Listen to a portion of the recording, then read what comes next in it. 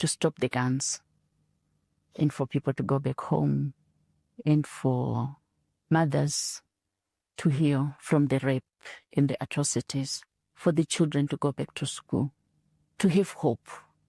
As humanity, we owe and we have a responsibility to Sudan at this moment for peace. So again, very brilliantly stated, you touched the core of one of the issues that has been raised the most. Who's benefiting from the war? Where are the weapons coming from? We need to stop the guns. Fingers have been pointed at people who have even been involved in mediation, that they may be supporting war infractions. The UN has had reason to point at some of these organizations. Do you think that there should be a clear call for sanctions for some of these countries who are suspected of fueling the conflict from outside? I think the Secretary General of the United Nations in the Security Council has been having these discussions around what are the tools and ways in which there could be progress on Sudan. And being here, supporting the Africa effort is important. So I continue to recommend that what is priority for us as UN women is that UN Security Council Resolution 1325, which says women have to be on the table. Their rights have to be protected. They need to be part of the solutions. And therefore, the solutions that they are looking for is also ways in which there will be greater protection to the experiences that they have had. So we look up to the African Union Peace and Security Council. We look up to the United Nations Peace and Security Council for them to step up. At this moment, what is expected, and from what the women said, they are asking for our institutions to step up so that there's a ceasefire. Are they doing enough for women? Some steps are being taken. More could be done.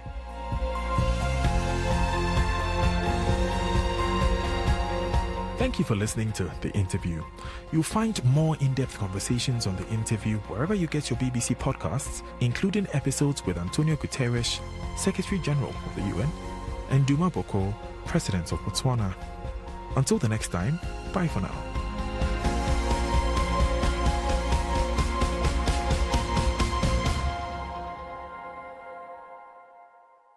From the BBC, that was The Interview. Good morning, Manitoba. You're listening to Information Radio live here on CBC Radio 1, 89.3 FM, 990 AM, and everywhere on the CBC Manitoba YouTube page. I'm Corey Funk, sitting in this morning for Marcy Marcusa. Let's say hello to the crew behind the glass. Abby Adeyemi is keeping an eye on your weather today. He's also our studio technician. Sierra Sanders is your studio director and keeping an eye on the commute. And Darren Morash is our YouTube producer, making us look good on YouTube, despite my wild haircut this morning. Actually, I haven't quite zhuzhed that up. It's been a busy morning. We have a busy show coming up today. I'll tell you about that, but first let's hear from Heather Wells with a look at news headlines. Good morning. Well, Manitoba's health minister is facing new concerns over staffing levels at personal care homes. Eddie Calisto Tavares, whose father lived in a personal care home and died during the pandemic, has written the health minister. She wants an increase in staffing hours at care homes to deal with what she says is chronic understaffing and burned out home care workers. Ramadan keeps getting bigger for Muslims in Brandon. They mark the midway point of the holy month with a community iftar at Brandon University. That's the meal at sundown that ends each day of fasting. Yesterday's iftar was expected to draw up to 1,000 people, as it was also open to non-Muslims. We're going to hear more coming up in our next local news at 6:30. Thank you very much, Heather. Thank you. Well, right now in Winnipeg, we're sitting at minus 13, heading for a high today of minus 7, mainly cloudy at the Forks. And that's kind of generally, looks like for the next few days is going to be more or less what the forecast is going to be. But up north, though, much different story. Yellow level cold warning in effect for Thompson, Lynn Lake, Brochet, Dooley Lake, Gillam, Shamattawa, Churchill, York. We're going to have more details of that from Abby. Right now, no, it's wind chills between minus 45 and minus 50. Coming up this next hour on the show, the spring like weather is on the way now. And if you love skating, you may want to hit the river trail soon. We're going to hear from the Forks about what changes are happening at the Nestawaya River Trail.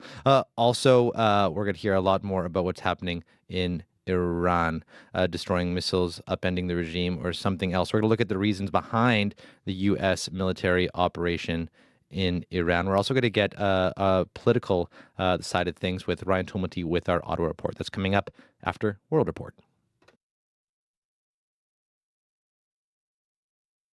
Darby Bailey in for Tom Power. Ian Thornley of Big Rag has been rocking the country for the better part of 30 years. Ian stops by the Q studio to talk about the band's new album and how he went from a Berkeley College music student to fronting one of Canada's most beloved hard rock bands.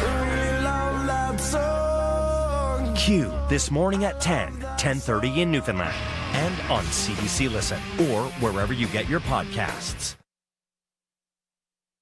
This is World Report. Good morning, I'm Martina Fitzgerald. Israel is positioning ground troops in southern Lebanon and launching a new wave of attacks, simultaneously hitting Beirut and Tehran. Israeli defense forces say the targets remain Hezbollah commanders and the Iranian regime. The CBC's David Common joins me from Tel Aviv. David, what is the latest out of Lebanon?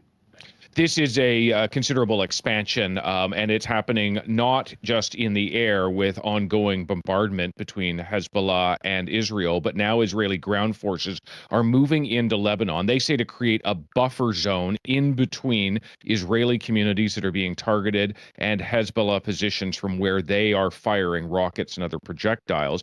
But it is a significant escalation because these are two warring parties that have long been at odds with one another. But they had agreed to a ceasefire. And now with Hezbollah's Iranian backers coming under direct attack by the Israelis and the Americans, Hezbollah is once again firing rockets into Israel and prompting this escalation with the Israelis now hitting back and moving into Lebanon as well. And what about Iran, David, where this all started? What is new on that front?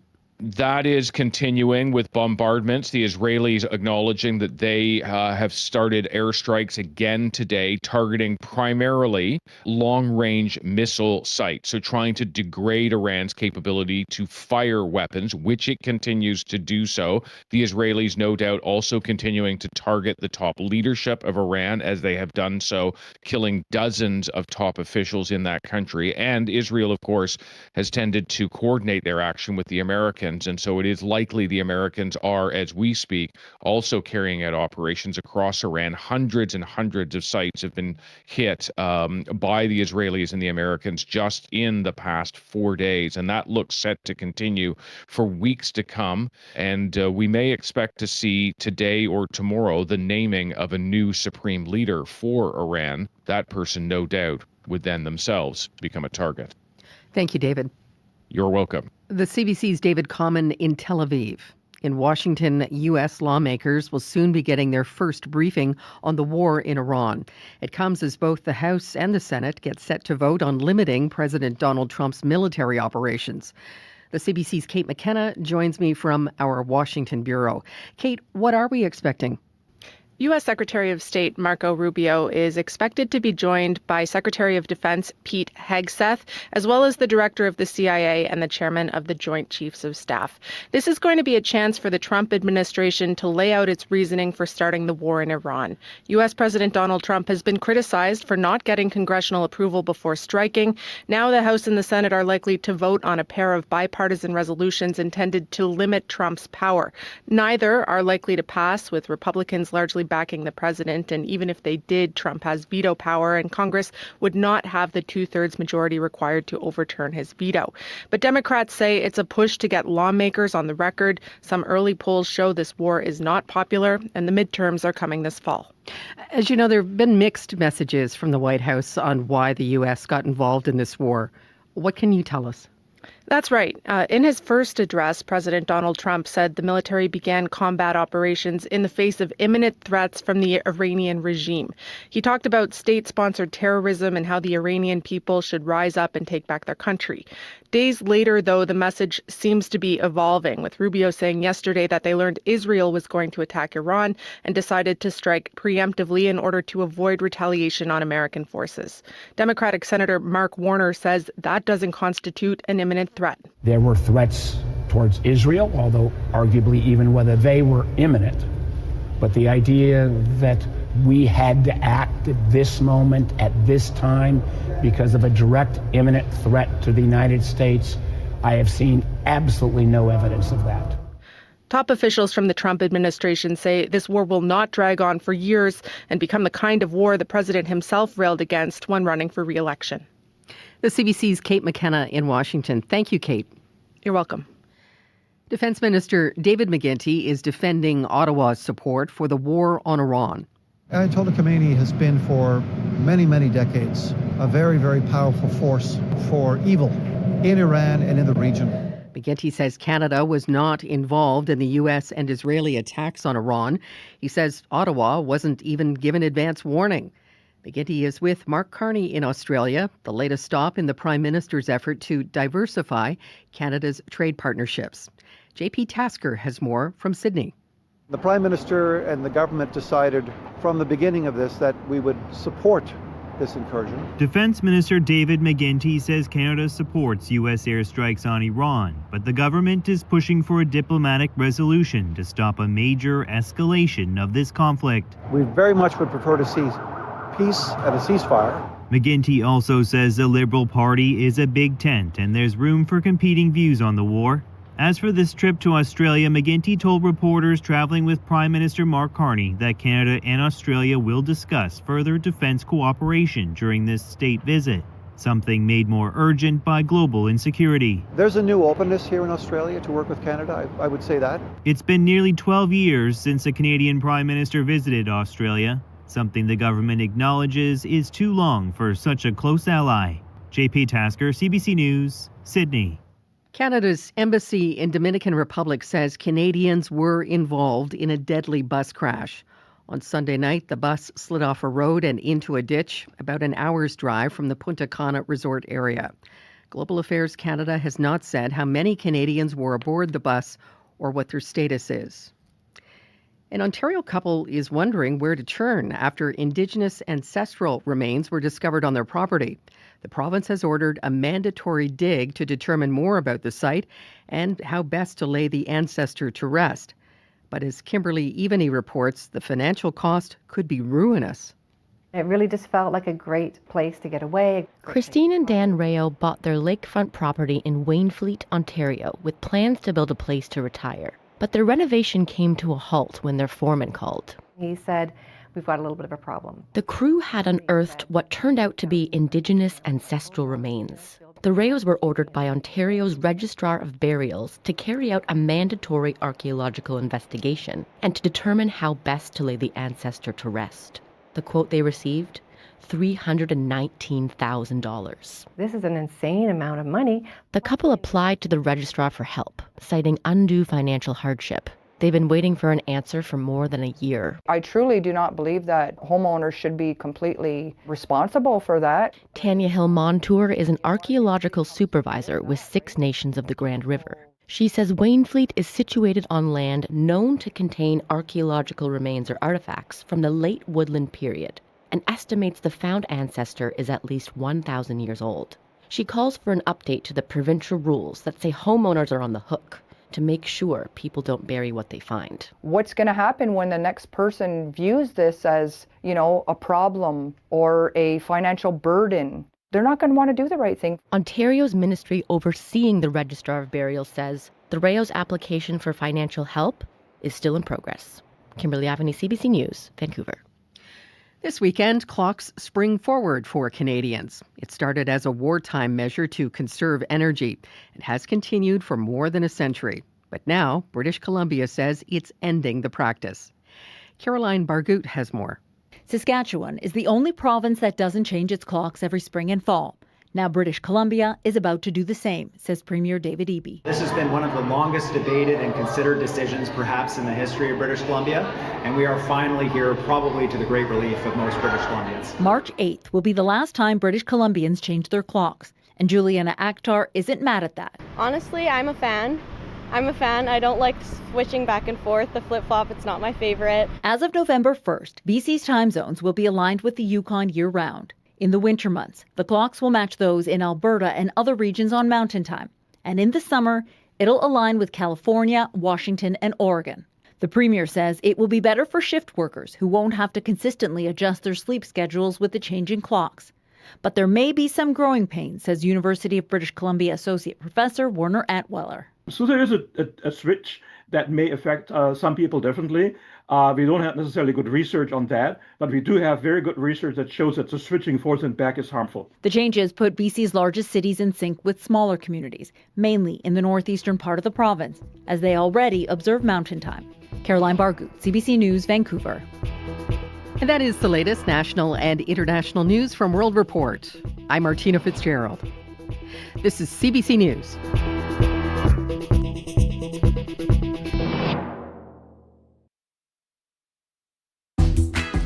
Good morning, Manitoba. You're listening to Information Radio here on CBC Radio 1, 89.3 FM, 990 AM. I'm Corey Funk, sitting in for Marcy Marcusa.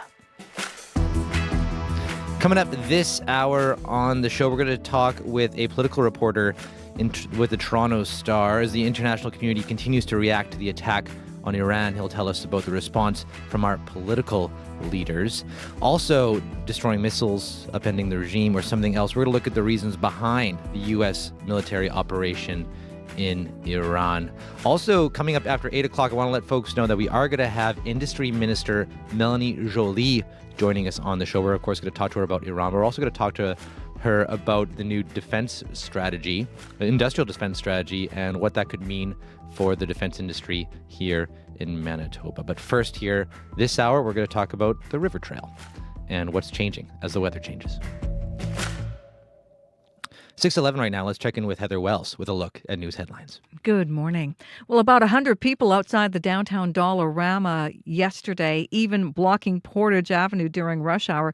They're upset after video surfaced of a security guard punching and kicking a man First Nations leaders say is Indigenous. Some protesters want the security guard fired. Others hope a police investigation leads to charges. Eve Cochrane says she was horrified to see the video, calling it inhumane treatment.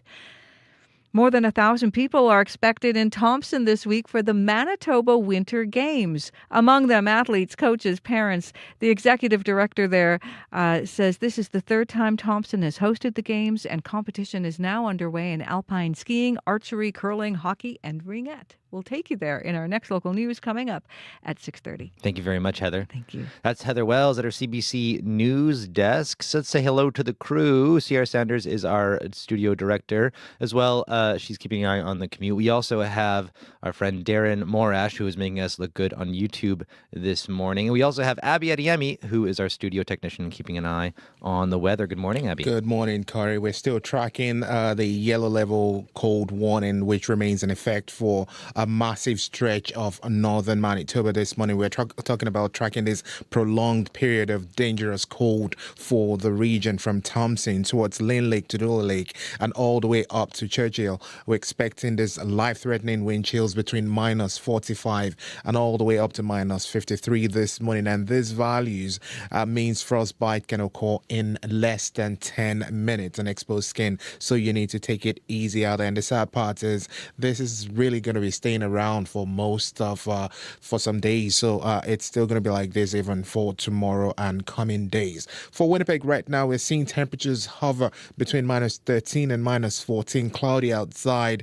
Winds are calm this morning. We are heading for a cloudy high of minus 7 today. Expect this cloud cover to stay with us even through the evening, as the mercury is going to drop back to about minus 12 later in the evening. And across the southern regions, we're seeing temperatures sitting between minus minus 14 and minus 16. Most of the regions also going to warm close to minus 7 by the afternoon period, while up north, completely different story. We're talking about the brutal, dangerous deep freeze in that part of the province. Actual temperatures in Tudela Lake this morning, minus 35, and for the highs would struggle to get to about maybe minus 14 or this morning, but the wind chill is something to take into consideration. It's going to be hovering between minus 46 and minus 49, close to minus 50, depending on where you are in the northern parts of the province. Hence, the yellow level cold warning, which will remain in effect, and this is not going anywhere. Expect these chills to really stick around for a few nights. So it's more like that divide.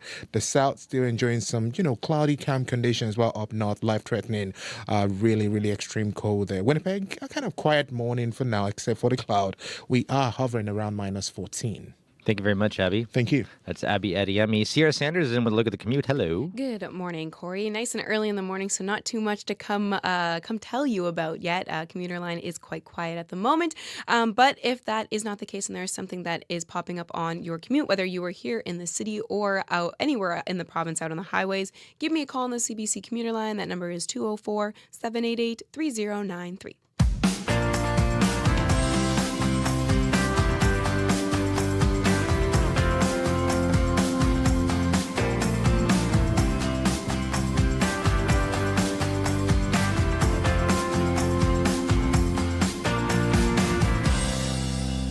Well, the weather is warming up at least slightly from the weekend, and this may be the final week to skate on the Nestawaya River Trail. Blair Malazdravich is the spokesperson for the Forks, and he tells CBC's Julie Buckingham how soon all the trails could be closed. Hi, Julie. How are you?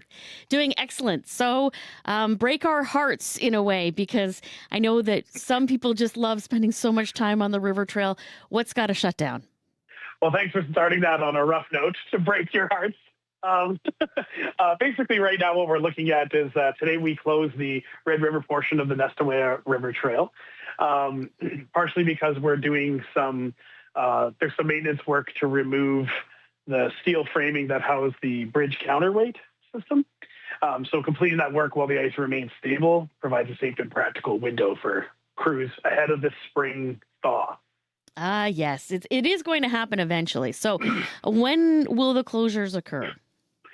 So today the Red River sections were closed, and the problem is it's getting tight. Like, I could see the next couple days that we will be closing the Assiniboine River portion of the trail as well.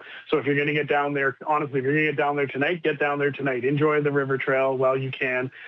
We're also seeing the water levels come back up, so we're getting over top of the ice flooding, which isn't ideal for skating conditions or for our crews to get down and maintain those ice trails. But even though the trail might be closing soon, there's still places that you can skate at the Forks under the canopy, and the upper skating trails will still remain open for skating. But that's, of course, subject to Mother Nature. And you can check out current trail updates are available at theforks.com/skate.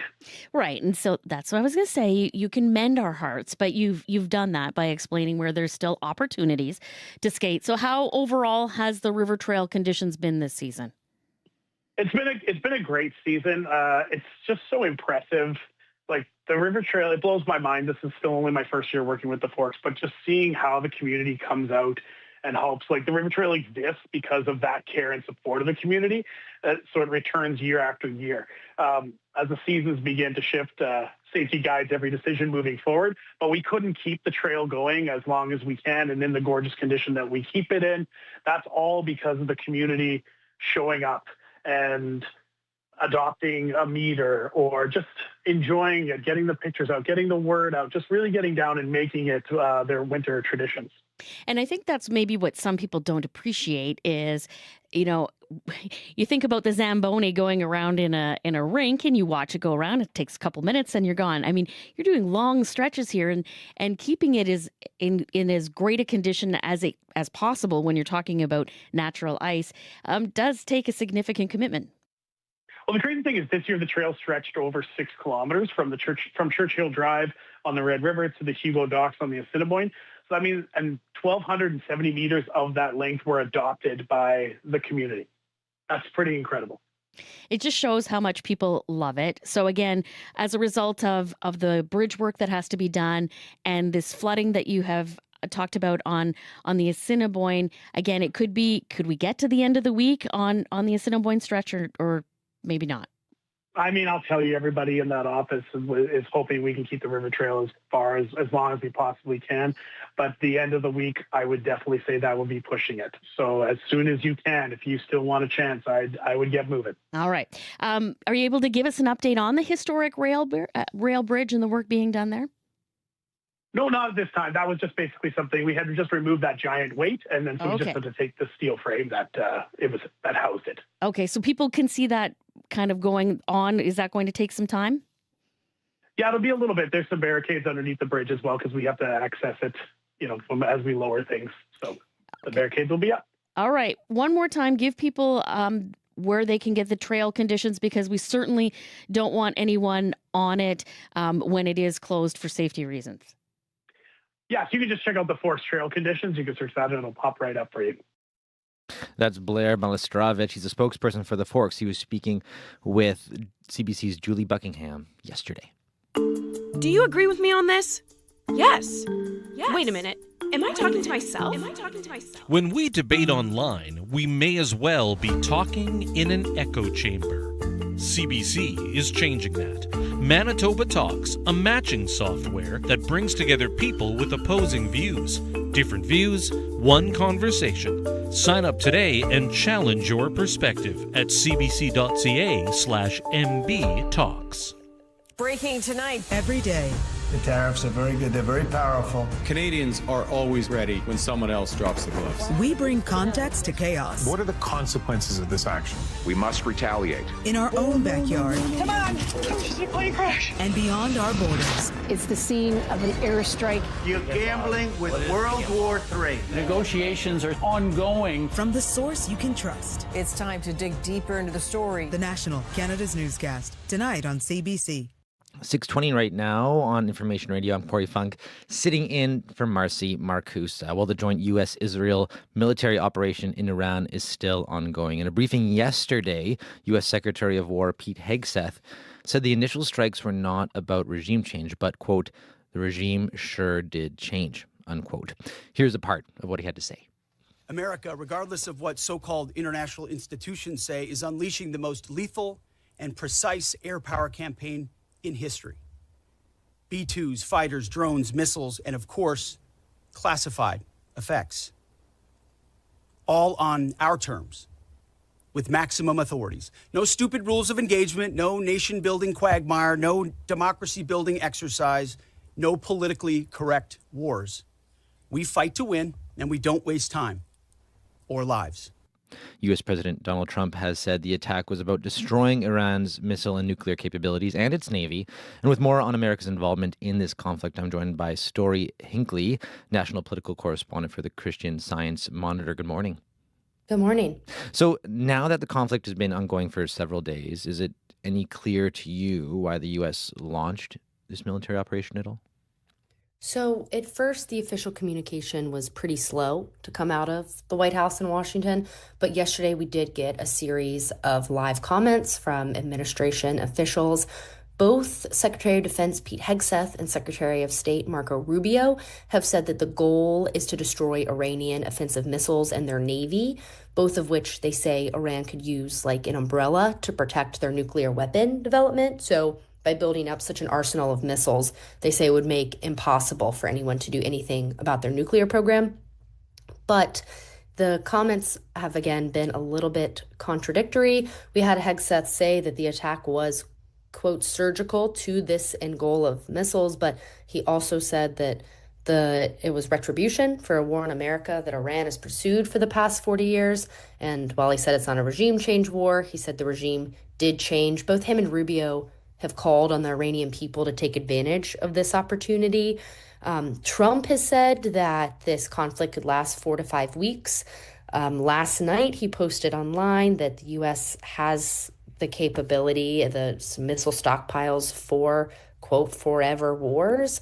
Hegseth and Rubio have declined to give timelines, saying that this 4 to 5 estimate could move up, could move back. America will go as far as it needs to. So we are still a little bit unclear on that front. And what do we know about why now? Like, why did they make the strike at this point? Now, there's kind of been, full decades, really, of back and forth threats, saber rattling. But, why this moment?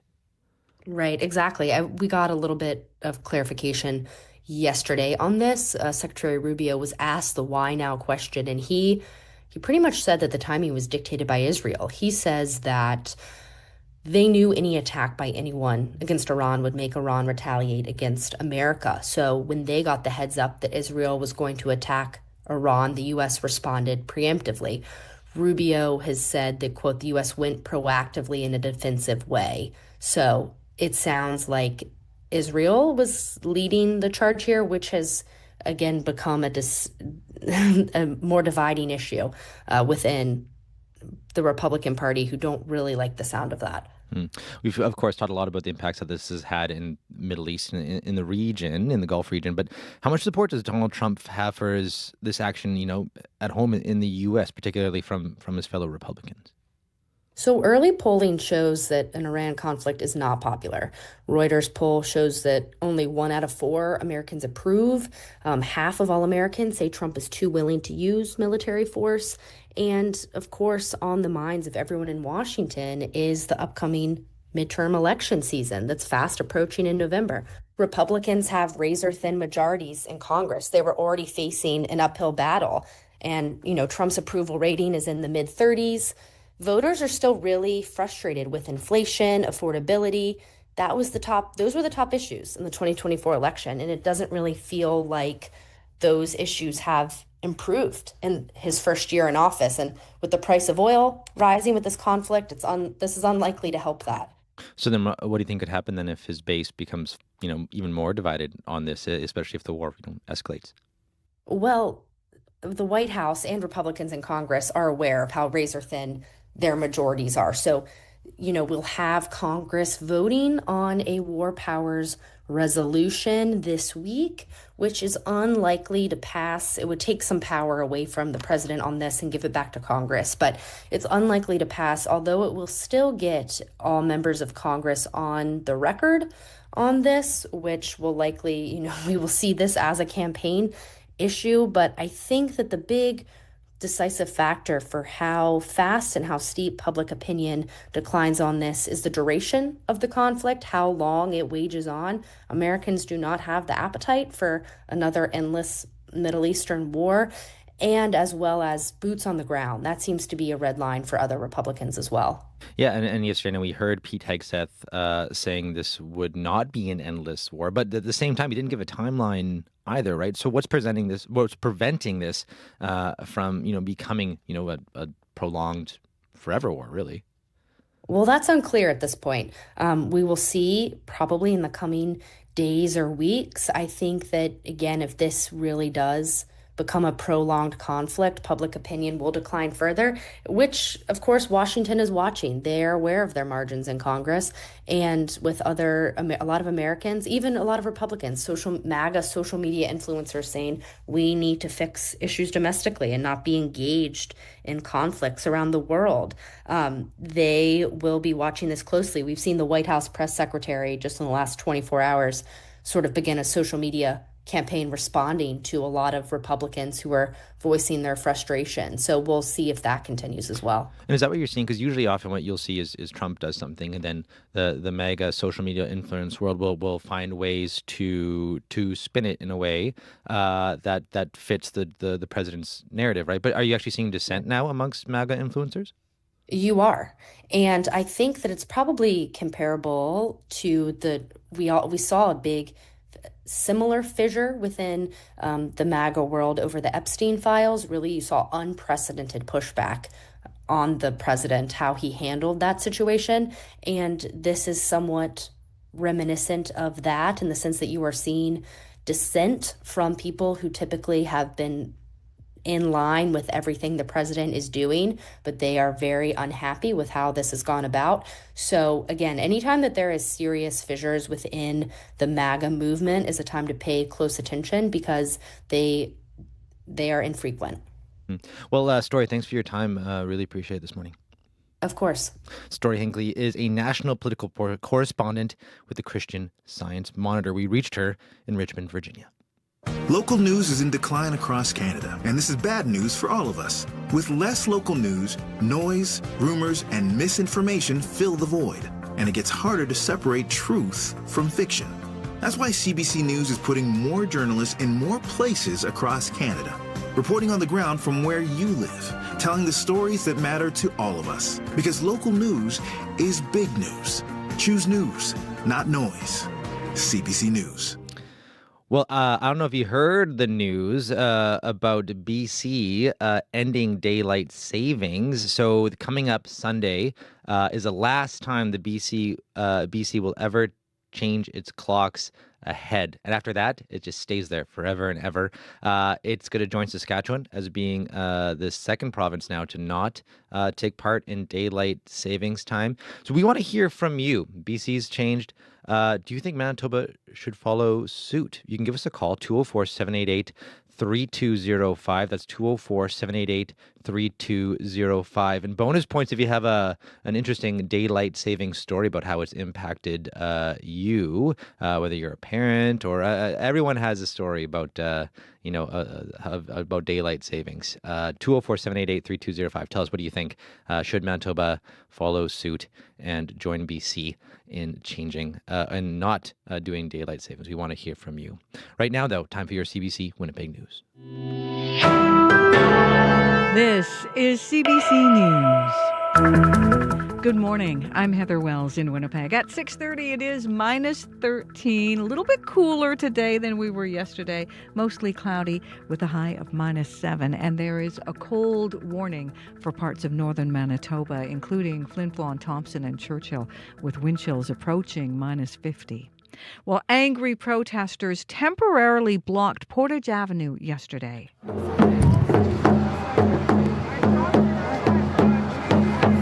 About 100 demonstrators forcing the downtown Dollarama to close early. They're upset after video surfaced of a security guard punching and kicking a man First Nations leaders say is Indigenous. Some protesters want the security guard fired. Others hope a police investigation leads to charges. Eve Corshane says she came to show support for her community. She used to work as a security guard. When I was working security, I was taught, de-escalation, use your words, right? Talk, right? And I've never brought a weapon to work. So when he was saying oh yeah, I risk my life every day, well, try being a female security guard. Dollarama says the guard in question is not on active duty while it investigates. The Manitoba government facing pressure to require personal care homes to increase staffing levels. The Canadian Union of Public Employees sent a letter to the health minister last month calling for changes to address heavy workloads for staff and the effects of care residents receive. May Quinto is a QP representative and a healthcare aide at a personal care home. She says without adequate staffing, residents don't get the care they need.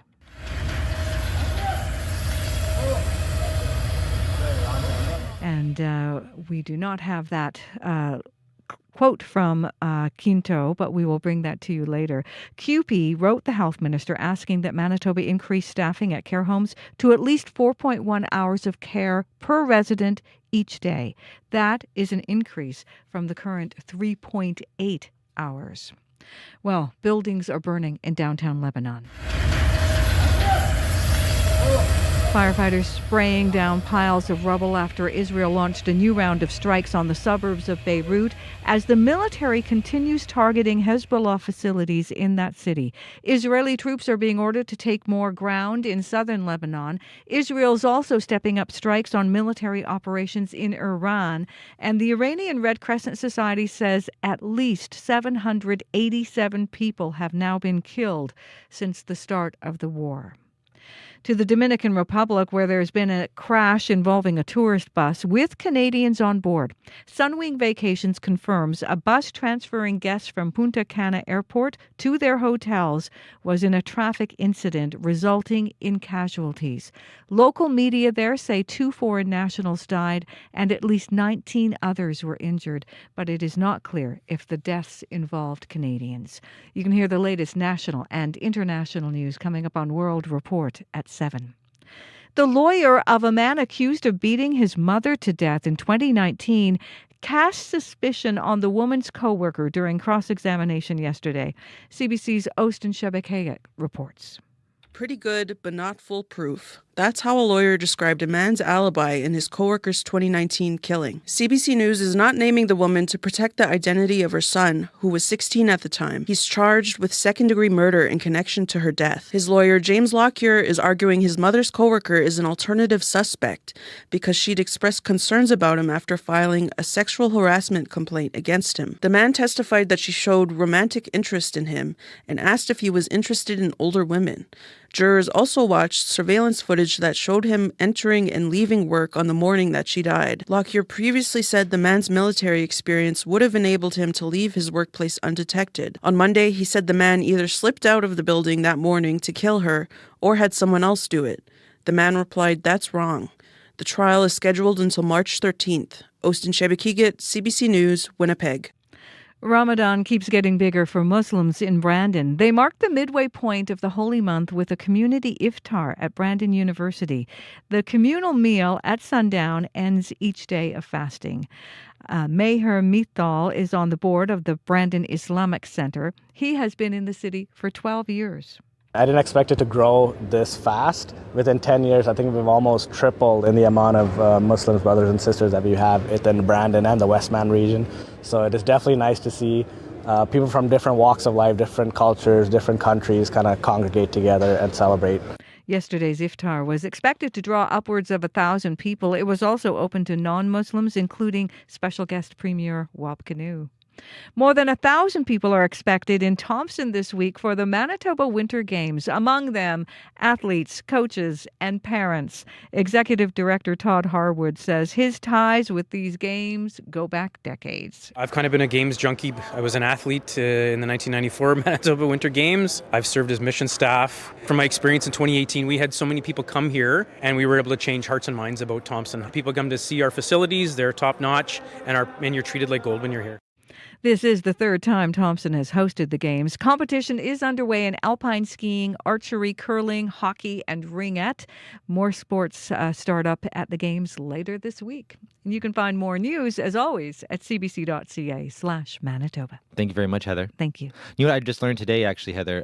So it's daylight. I was saying daylight savings, but I think for the first time ever, it's actually editorially, it actually is daylight saving time. It is daylight saving time. I know, which I don't think... because you're saving time. Right, but there's also huge savings to be had this time of year for daylight. So I'm going to try my best to say that throughout the day. Thank you very much, Heather. Thank you. That's Heather Wells at our CBC News desk. And actually, Abby, while we're talking about daylight saving time, do you have any stories about daylight saving yourself, or yeah? I think 2 seasons ago, what really messed my system up was I forgot to draw the clock back, so I had to wake up at 2 a.m. to prepare for work. Usually, I wake up at 3. And I did not spring the clock forward. I just did the fall back and never came forward. And I was in the building as early as so it really affected me. Doing the clock back and forth really, really messed me up. Yeah, showing up early for work. One thing when you're starting at 9 is that sucks, but this early, that really throws you off. Yeah, really, because remember you have to wake up first. Yes. So I had to wake up at like 1:30 to start preparing for work because I was like 1 hour ahead of every other human being. Yeah. Oh man, it's this time of year. I feel like I'll have to do like these intense calculations. I'm trying to figure out my kid's bedtime on Sunday night or Saturday night, and it still makes no sense to me. I'm still trying to figure it out. I still think about the pets because they get really, really screwed up at this time. Springing Right. back and forth. I know it's true. Our cat usually runs around like crazy this time of year too. After that, we're talking about it because BC is changing is not doing daylight savings anymore. This Sunday is the last time they will move their clocks ahead, and then after that, they're not doing it anymore. So we want to hear from you. You can call us on this CBC listener line. Do you think Manitoba should follow suit? Do you think we shouldn't? We'd love to hear from you, 204-788-3205. But you're also here, Abby, to talk about the weather. What's going on? Yes, we're tracking a yellow level cold warning. We're talking about for a massive stretch of northern Manitoba this morning. We're tracking it from Thompson all the way towards Gillam and Churchill this morning. We had dangerous wind chills between minus 45 and minus 50, actually causing frostbite in minutes. While the north is kind of really holding down this brutal freeze, the south just remains under more like cloudy and milder temperatures, hovering between minus 13s and minus 16s right now. Winnipeg, we're looking at conditions around the Red River Valley region, mainly cloudy skies. We warm up to about minus 7 later in the day, though temperature sits between minus 13 and minus 14 at this time, with the winds moving north.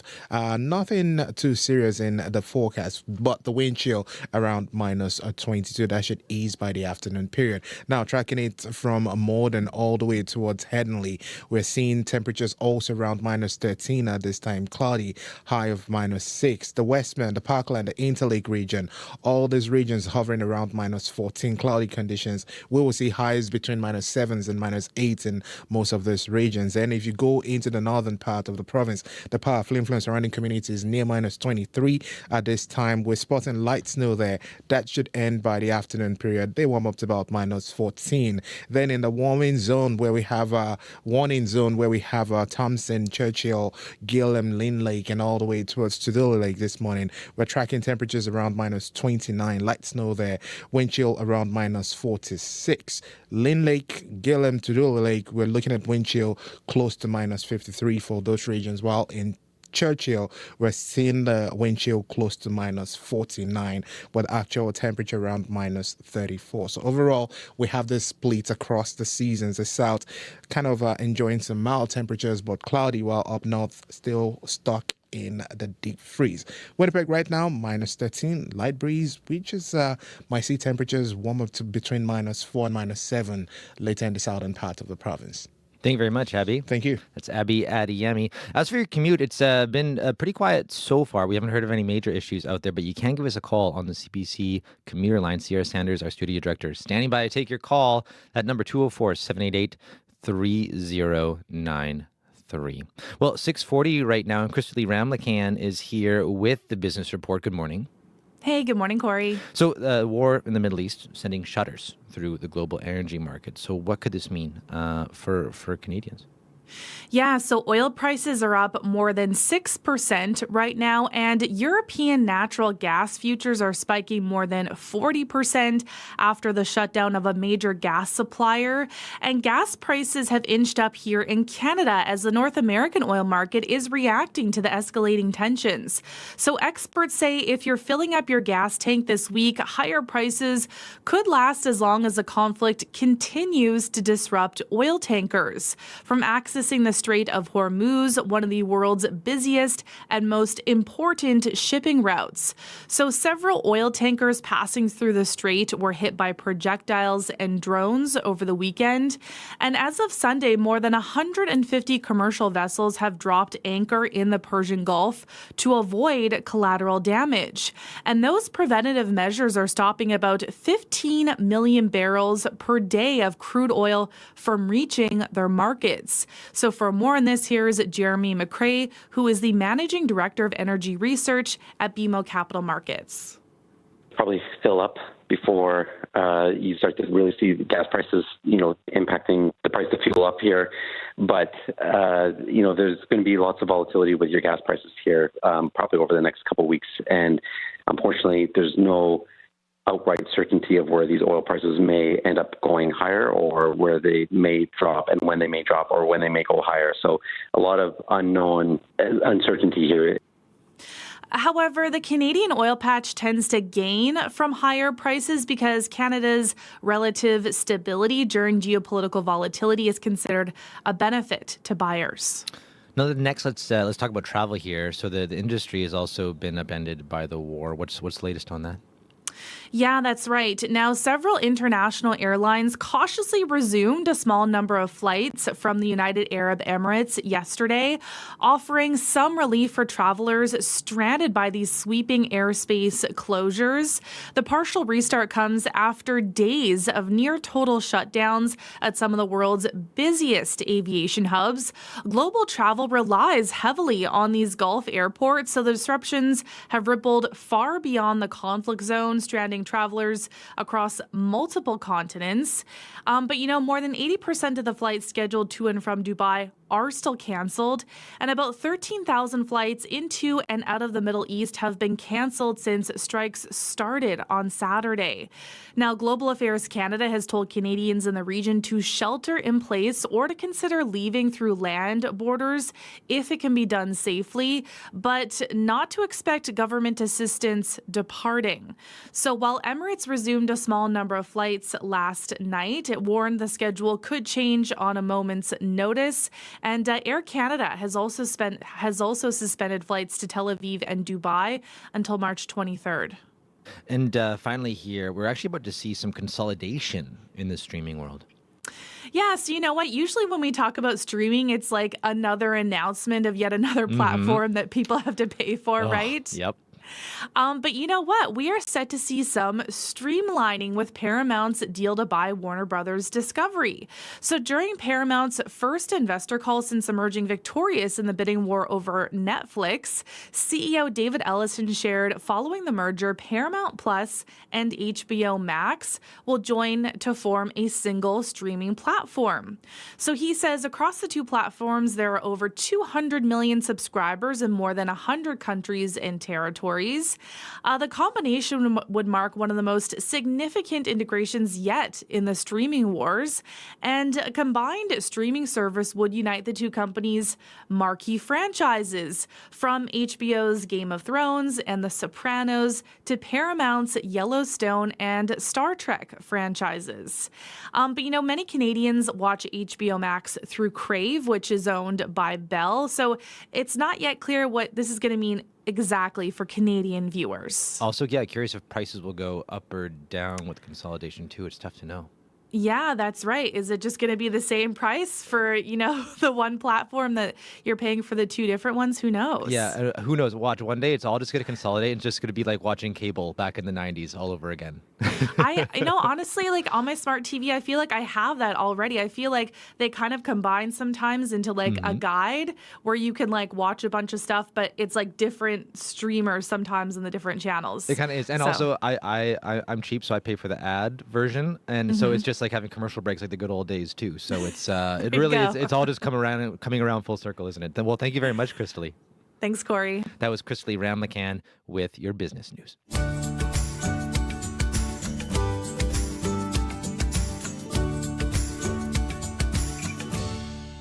6:46 right now, and just want to look ahead to actually later in the show after 8 o'clock. Industry Minister Melanie Joly is joining us here in studio. She is in town.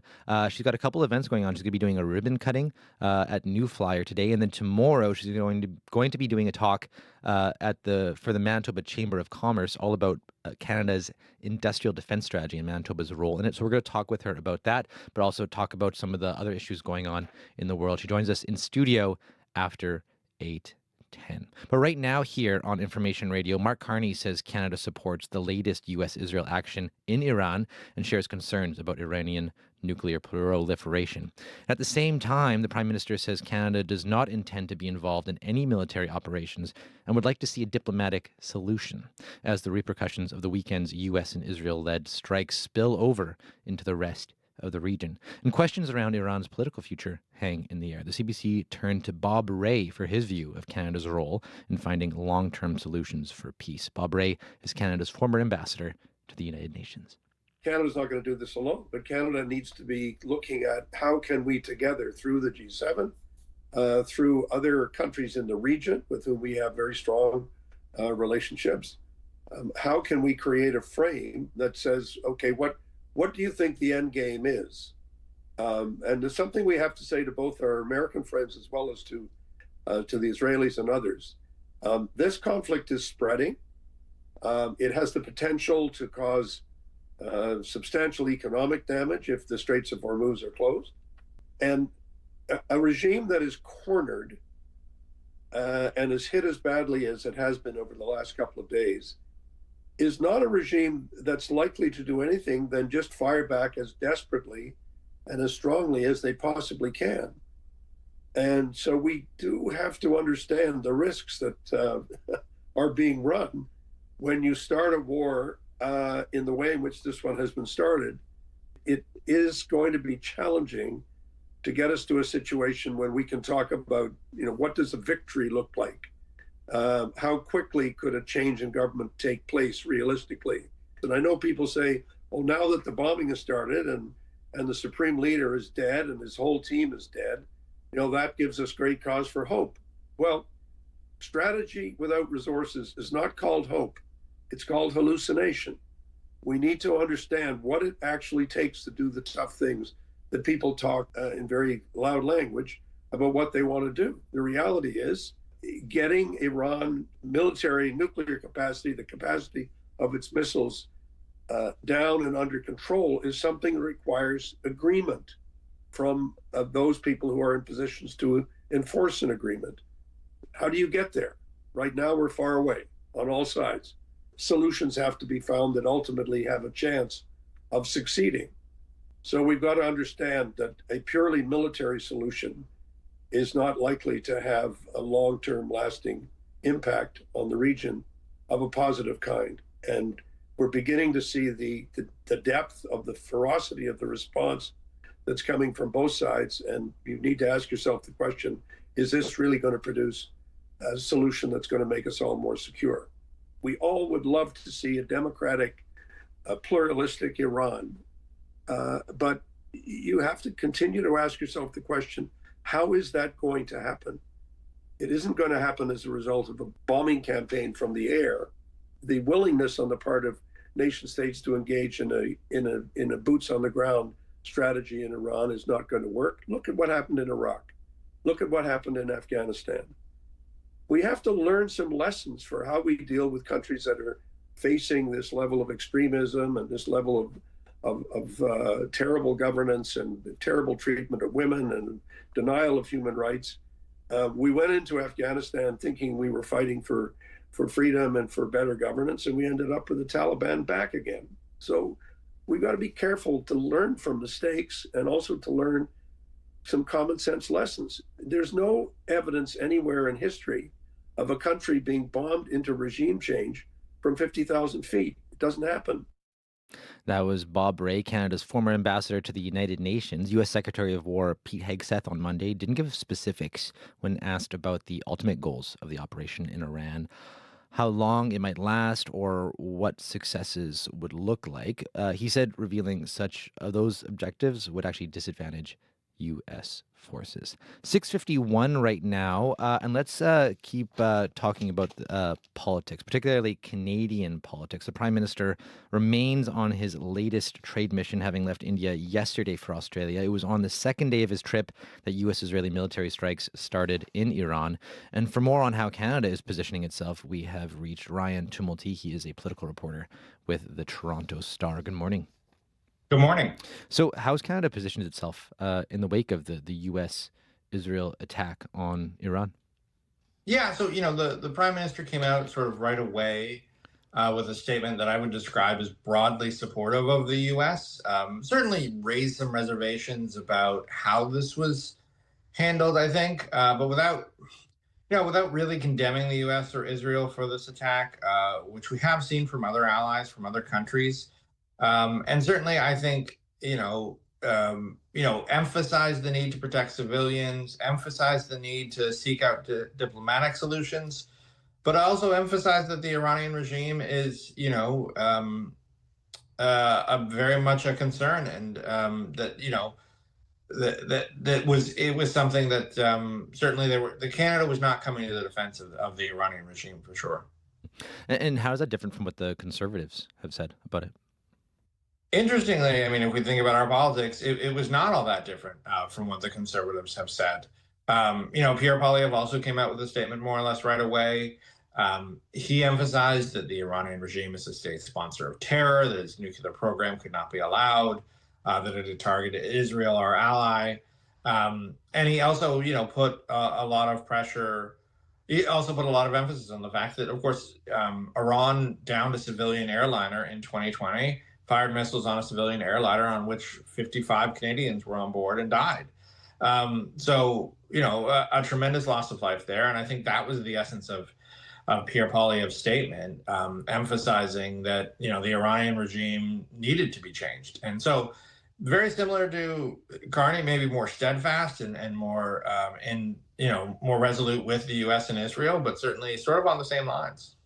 I know also it's not like all the Liberal MPs are in lockstep with their statement either, right? There's a Victoria MP who posted online, a Liberal MP, Will Greaves, who said, he doesn't necessarily totally agree with Carney and Anand's support of the U.S. strikes. Yeah, absolutely. I would say that statement was. Yes, definitely questioning the Canadian support, and certainly he seems to have. He posted that on Instagram, and he drew a bunch of likes from fellow Liberal MPs. So there are definitely other Liberals, it would seem, who feel the same way he does, and he sort of questioned as to what the Liberals, what Mr. Carney has said previously about. International relations aligns with support for this conflict. But certainly, it was criticism. I think it was very, very mild criticism, though. I'm not sure that this is going to be an issue that certainly fractures the Liberal Party or anything like that. What about other federal leaders? What do they think of what Canada should be, how it should be positioned on this? Yeah, so, I would say one area where we've definitely seen difference is the NDP. They came out and said that while the Iranian regime is absolutely reprehensible, this was not the way to achieve these goals, and talked about, the threat to civilian life, the casualties that are almost inevitable from this conflict, and, emphasized that when it comes to Iran and a nuclear device, that there is a process. There is a UN process for inspections that could deliver real change. And so, that was, I would say, a statement that definitely differed from the other parties for sure. And also, opposition leader Pierre Poilievre, he's actually left on his own trip abroad. So, what are his stated goals for why he's doing his own thing? Yeah, so he is in the UK and headed to Germany as part of a brief trip. He's emphasized, of course, that the Conservative Party is paying for the cost of these trips, not the Canadian taxpayer. He has talked about strengthening trade and economic ties while he's over there. I think this is a trip about connecting with Conservative allies overseas. That's mostly who he's talking to. And also, showing to Canadians that he too can represent Canada abroad. How common is it for opposition leaders to do their own trips abroad? Yeah, it's certainly not uncommon. I would say that you usually see an opposition leader maybe do this once, maybe twice. They don't travel anywhere near the volume of a prime minister. For an opposition leader, there are no votes in the UK for him, right? This isn't, where he's going to win the next election. But I think in a world in which Canadians are more concerned about international relations, about the state of the world, I think showing that you can represent Canada well on the international stage is now important. Well, we'll leave it there. Thanks so much, Ryan, for your time. All right, thank you. Ryan Tumulty is a political reporter with the Toronto Star. Just coming up on 6:57 right now. Stay tuned because after 7:10, we're going to speak to a Manitoban who signed up for Manitoba Talks. We're going to find out why he wanted to speak to people of opposing viewpoints and how you can get involved. The deadline to register is actually just around the corner, so we're going to have that conversation coming up. We're also going to talk about British Columbia's move to stop changing the clocks. The BC government says this Sunday will be the last time they will have to change their clocks as it moved toward a year-round daylight time. So should Manitoba follow suit, we've actually opened up our listener line, 204-788-3205, if you want to weigh in on that. Should Manitoba follow suit and not do daylight saving time? 204-788-3205. Let's check in with Heather Wells with a look at news headlines. Good morning. Well, angry protesters temporarily blocked Portage Avenue yesterday. About 100 demonstrators forcing the downtown Dollarama to close early. They're upset after video surfaced of a security guard punching and kicking a man First Nations leaders say is Indigenous. So we'll take you to that protest. And a big crowd was out in Brandon last night for a community iftar, marking the midway point of the holy month of Ramadan. The iftar, the communal meal at sundown.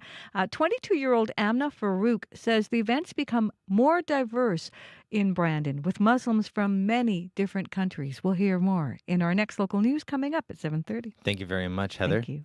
Commute so far has been pretty quiet. We haven't heard of any major issues out there, but if you do see something on the highways, on the bike lanes, on the roads, you can give us a call. Reminder that the Red River portion of the Nestawaya River Trail is now closed, and as we've heard from the Forks, looks like by the end of the week, the whole thing could very well be closed. So you want to check those conditions on the Forks website if you do plan to hit the river trail this week, as that mild, warm-ish weather comes our way. 204-788-3093 if you want to update us on the commute. I'm Corey Funk, sitting in for Marcy Marcusa today. Stay tuned. We'll be back after World Report.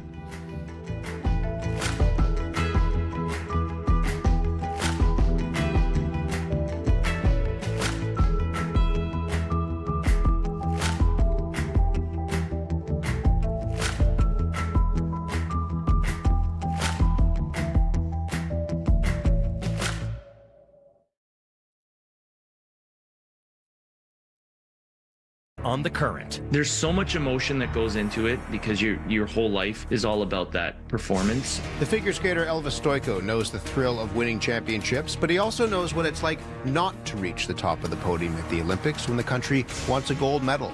Elvis Stojko and what happens after the games are over, coming up on The Current. The Current with Matt Galloway. This morning at 8:37, 9:07 in Newfoundland, and on the CBC Listen app.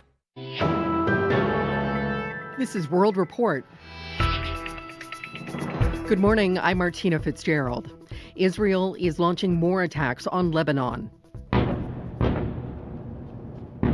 Explosions rock the capital, Beirut. Israel's military says it's targeting Hezbollah sites. In addition to the airstrikes, Israel is deploying troops across its border into southern Lebanon. The CBC senior international correspondent Margaret Evans is in Amman, Jordan. The cross-border exchanges between Israel and Hezbollah in Lebanon have already sent shudders across Middle Eastern countries, fearful the Israeli-U.S. war with Iran will draw the whole region into the conflict. Israel's decision to send soldiers across the border to take up new positions sends it up yet another notch. Israel ordered airstrikes against Hezbollah targets after the pro-Iranian militia launched revenge attacks against Israel over the killing of Iran's supreme leader. Israeli strikes have killed dozens in Lebanon. The prospect of an Israeli ground incursion, however limited, setting off panic. Raib Rentawi is a regional analyst based in Amman, Jordan. Till now, it's not obvious for me whether it is a major operation or it is an attempt to test the water in the south and to see whether Hezbollah still have people there, weapons there, or it is a clean area. Israel and Hezbollah agreed a ceasefire back in 2024 after Israel inflicted serious damage on the militant group's leadership and weapons capabilities over its support for Hamas in Gaza. The Lebanese government committed to disarming Hezbollah as part of the agreement, but the group has refused to give up all of its weapons, making this another test of the Lebanese government's authority and its promise not to be dragged into the U.S.-Israeli conflict with Iran. Margaret Evans, CBC News, Amman.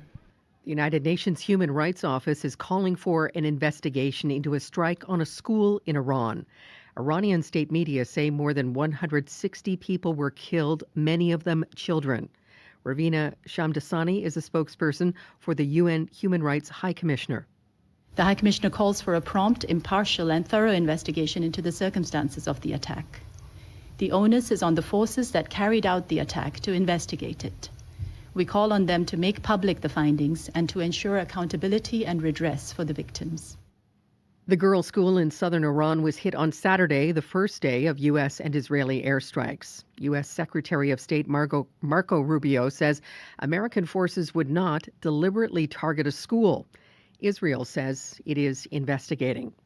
Iran is stepping up its retaliation on Gulf states for the U.S. and Israeli attacks. The U.S. Embassy in Saudi Arabia was attacked this morning.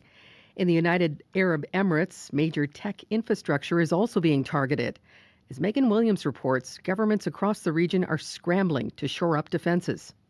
A day after Iranian drones struck Saudi Arabia's largest oil refinery, this morning thick black smoke rose over Riyadh's diplomatic quarter, following a drone strike on the U.S. embassy. Saudi officials say there were no injuries as the embassy was empty when hit.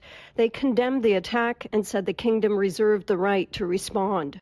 The U.S. State Department has urged all U.S. citizens to leave more than a dozen Middle Eastern countries now. The attack marks a dramatic expansion of Iran's retaliation against U.S. and Israeli strikes that began on Saturday, retaliation that has already targeted all of the Gulf states. Here in the United Arab Emirates, 2 Amazon data centers were directly hit by drone strikes, causing power disruptions and what the company calls a prolonged recovery. A nearby facility in Bahrain was also damaged. Financial institutions using the company's cloud services have reported outages, a stark reminder that in the age of artificial intelligence, servers and fiber cables are as strategic as oil fields. Qatar says it intercepted missiles and drones over Doha, but was forced to shut down liquefied natural gas production at its main export facility after it was targeted, sending global gas prices sharply higher. Gulf states are reportedly quietly lobbying Washington to avoid a prolonged conflict, while at the same time seeking help to strengthen air defenses, including European anti-drone systems. Megan Williams, CBC News, Dubai. The conflict in the Middle East is causing a spike in global prices for oil and natural gas. Iranian attacks have targeted production sites and are hampering the movement of oil tankers. Energy Minister Tim Hodgson says that means other countries are looking to Canada. And as David Thurton reports, they want to know how quickly Canadian industry could step in to ease the energy crunch. The world right now is feeling incredibly insecure. The energy minister didn't say which nations are calling him, but Tim Hodgson said Canada will respond. We've already seen an uptick in inquiries about how quickly Canada can expand its clean and conventional energy exports. Hodgson said the conflict in the Middle East should be a reminder that Canada plays an important role in global energy security. The minister made the comments on the sidelines of a Toronto mining conference, where the talk of the event was Iran, and another strategic resource that's vital to international security. Globally, Canada is again a mining and minerals powerhouse. Hodgson announced billions of dollars for mining projects across the country, including a $16 million investment in a Quebec project, which could play a key role building advanced batteries for electric vehicles and data centers. Armand McKenzie with First Phosphate says Europeans are keen buyers. We need to put forward and move forward with this project because for the European Union, our product is so unique, so good, so rich that it responds to their needs. The federal government is expected to announce more money for critical minerals today, a further $3.5 billion to help get the valuable metals and rocks out of the ground and processed, plus a critical minerals sovereign fund through which the federal government directly invests in strategic projects. David Thurton, CBC News, Ottawa. In case you missed it, amid recent world events, the U.S. House Oversight Committee has released video of its interviews with former President Bill Clinton and former Secretary of State Hillary Clinton. They were deposed as part of the probe into billionaire sex offender Jeffrey Epstein. Donald Trump would come out and play a few holes with us. And he somehow knew I had flown in Jeffrey Epstein's aircraft, and he said, we had some great times together over the years, but we fell out, all because of a real estate deal. The hours-long video includes numerous redactions. Clinton told the committee his acquaintance with Epstein was brief. He never witnessed any wrongdoing, and he never saw anything that made him think Epstein was trafficking young girls. Canada's national art collection includes tens of thousands of works worth billions of dollars, but only a sliver is visible to the public online. At the National Gallery of Canada, 87,000 works are held in trust, while about 15,000 can be viewed digitally. The CBC's Colin Butler has been taking a closer look at why many Canadians can't see parts of the national collection. For Toronto art dealer Simon Bentley, the issue is simple. We should be able to see our national collections. To expect that someone from Vancouver has to fly to Ottawa to see any of our Doris McCarthy's or any of our Wanda Coopes. We're in the digital age. Bentley says public art should be just that, public, but he argues reproduction fees are keeping too much of it locked behind museum walls. The National Gallery of Canada says artists and their estates hold those rights under federal law. It pays fees to post images online, often through agreements negotiated with artists' associations, and says it's working to gradually expand digital access. Still, some copyright scholars say the law may offer more wiggle room than museums believe. The difficulty is it's not clear what they're able to do without explicit permission. Caris Craig is a professor of copyright law at York University in Toronto. She says when the rules are unclear, public institutions tend to play it safe rather than risk infringement and end up in court. Craig says Parliament could clarify the law to make it easier for publicly funded art collections to be more visible online. So there is no reason why we should have or tolerate a copyright system that prevents us from being able to manage our cultural heritage the way that we choose to. Colin Butler, CBC News, London, Ontario. That is the latest national and international news from World Report. I'm Martina Fitzgerald. This is CBC News.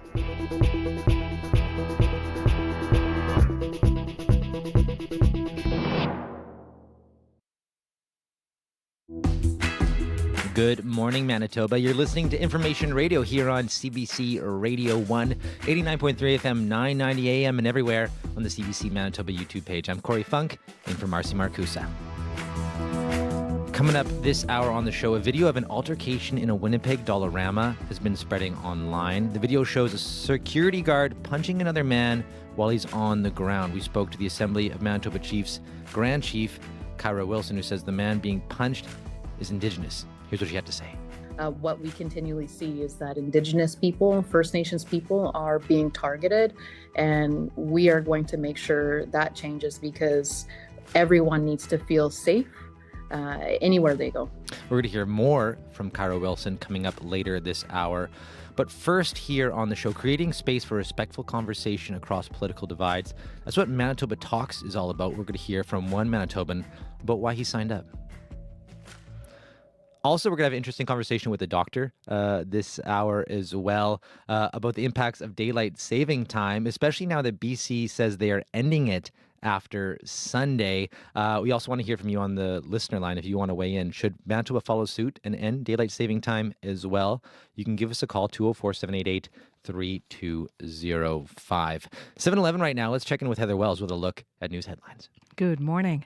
Manitoba's health minister is facing new concerns over staffing levels at personal care homes. Eddie Callisto Taveras, whose father lived in a care home and died during the pandemic, has written to the health minister. She wants an increase in staffing hours at care homes to deal with what she says is chronic understaffing and burned out home care workers. More than 1,000 people are expected in Thompson this week for the Manitoba Winter Games, among them athletes, coaches, and parents. Executive Director Todd Harwood says it's the third time Thompson has hosted these games, and competition is now underway with more sports added through the week. We'll hear more in our next local news coming up at 7:30. Thank you very much, Heather. Thank you. That's Heather Wells at our CBC News desk. Abby, what's going on with the weather? Yeah, we got extreme cold alerts from Thompson all the way to Churchill this morning. morning. Prolonged stretch of brutal cold and extreme wind chills in the values of -45 to -50s will be sticking around with that region for the next few nights, which means frostbite in minutes. So take it easy. Across the southern regions, including Winnipeg, we're seeing temperatures hover between -13 and -16 at this time, with highs aiming for -8 in most of the regions. But it's going to be a cloudy day. Thank you very much, Abby. Thank you. Sierra Sanders, what's going on with the commute? It's lonely. It's lonely. I haven't gotten any calls on the commuter line this morning. It's been pretty quiet there out on the roads, which sounds like things are moving smoothly out there on your morning commute. But if that does change and something does get in your way or comes up, I'd love to hear about it, whether you are here in the city or you are anywhere else in the province. Give me a call on the CBC commuter line. That number is 204-788-3093.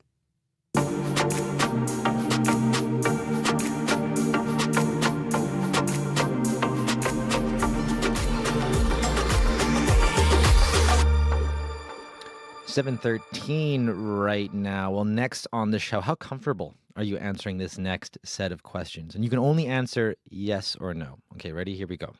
Is Canada letting in too many immigrants? Did the government go too far with COVID restrictions? Should teachers have to tell parents about changes in their kids' pronouns? Those are just some of the questions Manitobans are being asked as part of our upcoming project called Manitoba Talks.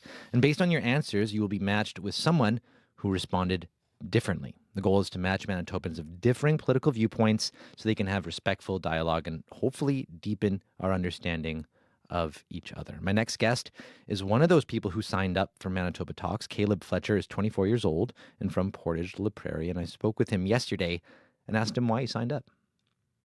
I thought it would be a great opportunity to talk to someone with differing beliefs. I could finally try to understand how someone who thinks differently than me can come to those different conclusions. For those three questions you asked regarding letting in too many immigrants, COVID restrictions, and parents getting consent or teachers getting consent from parents, I would say yes to all three of those questions. And I'd really want to know why someone would say no to any of those questions. Right. So to be clear, you'd say that Canada is letting in too many immigrants. The government has gone too far with COVID restrictions, and teachers should tell parents about changes in their kids' pronouns. Absolutely. Okay, you think all those things. Do you find, from your perspective, sharing those opinions with other people? Have you found outlets to share those opinions elsewhere in the world? Or that's often something that you find you have to kind of keep to yourself with the way just things are? Well, most people don't want to talk about that kind of stuff. They find it to be kind of almost taboo. There's a lot of stigma around, especially talking about COVID and being against the government's actions during COVID. You're viewed as as an anti-vaxxer or a conspiracy theorist when you might just be talking about something the government actually did, like freezing people's bank accounts or putting large fines on people during COVID.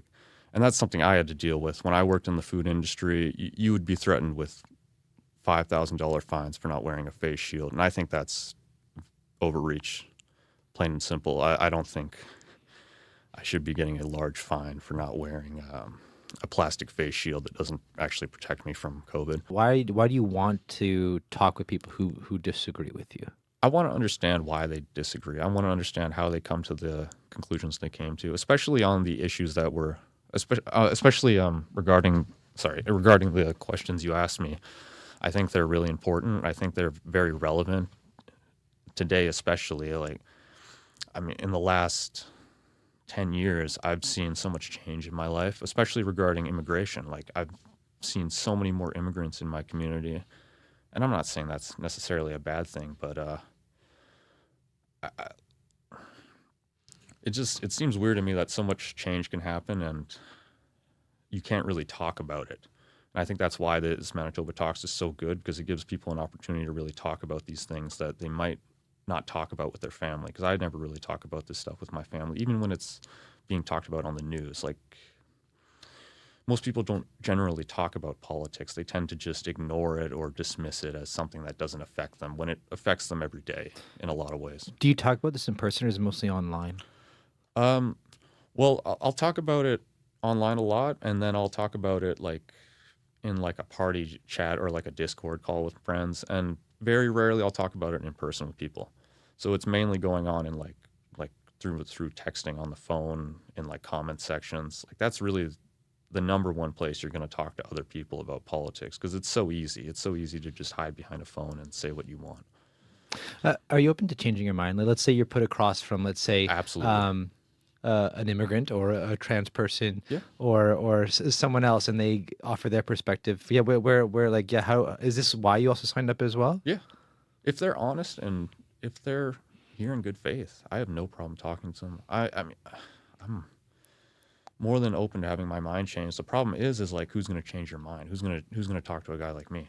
Most people don't want to talk about this kind of stuff, and people with a more, I guess, a more liberal perspective, they kind of get turned off at the thought of my type of opinion. Just in terms of, as you look forward, the whole idea is, to make a space for these kind of conversations on our end.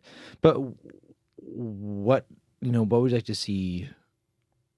This is a very big-headed question, but I mean, what would you like to see change in Manitoba to make it so that whether your opinions or someone with the exact opposite opinions feel like they can get together and share them in a safe, open place, and hopefully find some sort of place where they can at least exist alongside each other. Yeah. Going forward. Yeah. So I guess, like I was saying before, honesty and acceptance too. You need to be willing to hear what other people have to say. Like me, for example, I think we need to be honest with each other. We need to listen to people and actually accept their opinion, not as like something to be dismissed, but something to think about. I think everyone has a different experience in life, and they form opinions based on those experiences. And if to just dismiss someone because they have a different opinion of them is to just it's almost like just you're disregarding their entire life experience. We're not going to get anywhere if we just like speak past each other on social media. That's why I think this is really good, because it brings people together in person, and they can actually talk without running away from each other, without turning off the phone or just leaving a mean comment and just dismissing everything. Is it hard to find friends that disagree with you? No, actually I have a few. I think it's hard to find friends that agree with you on everything, definitely. I don't know how you could make a friend and they wouldn't disagree with you on something.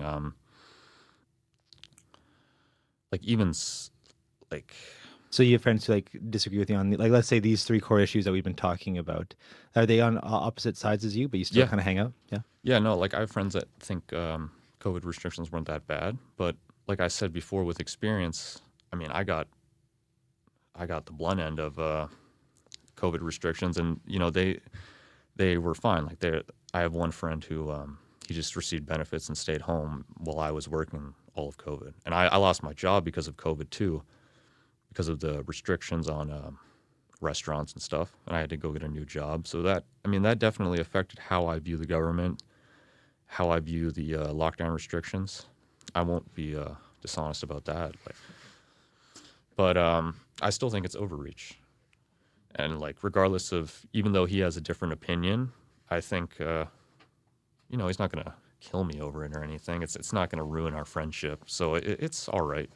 And there's other things too, like with the Renee Good shooting that happened a few months ago. I had friends who, like, we argue for like, I had one friend, we argued for over an hour about it.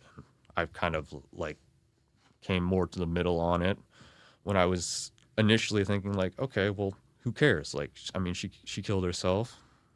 Why does this matter to me? But after talking with someone who disagreed and was on the opposite end of that spectrum, I came to a more reasonable conclusion.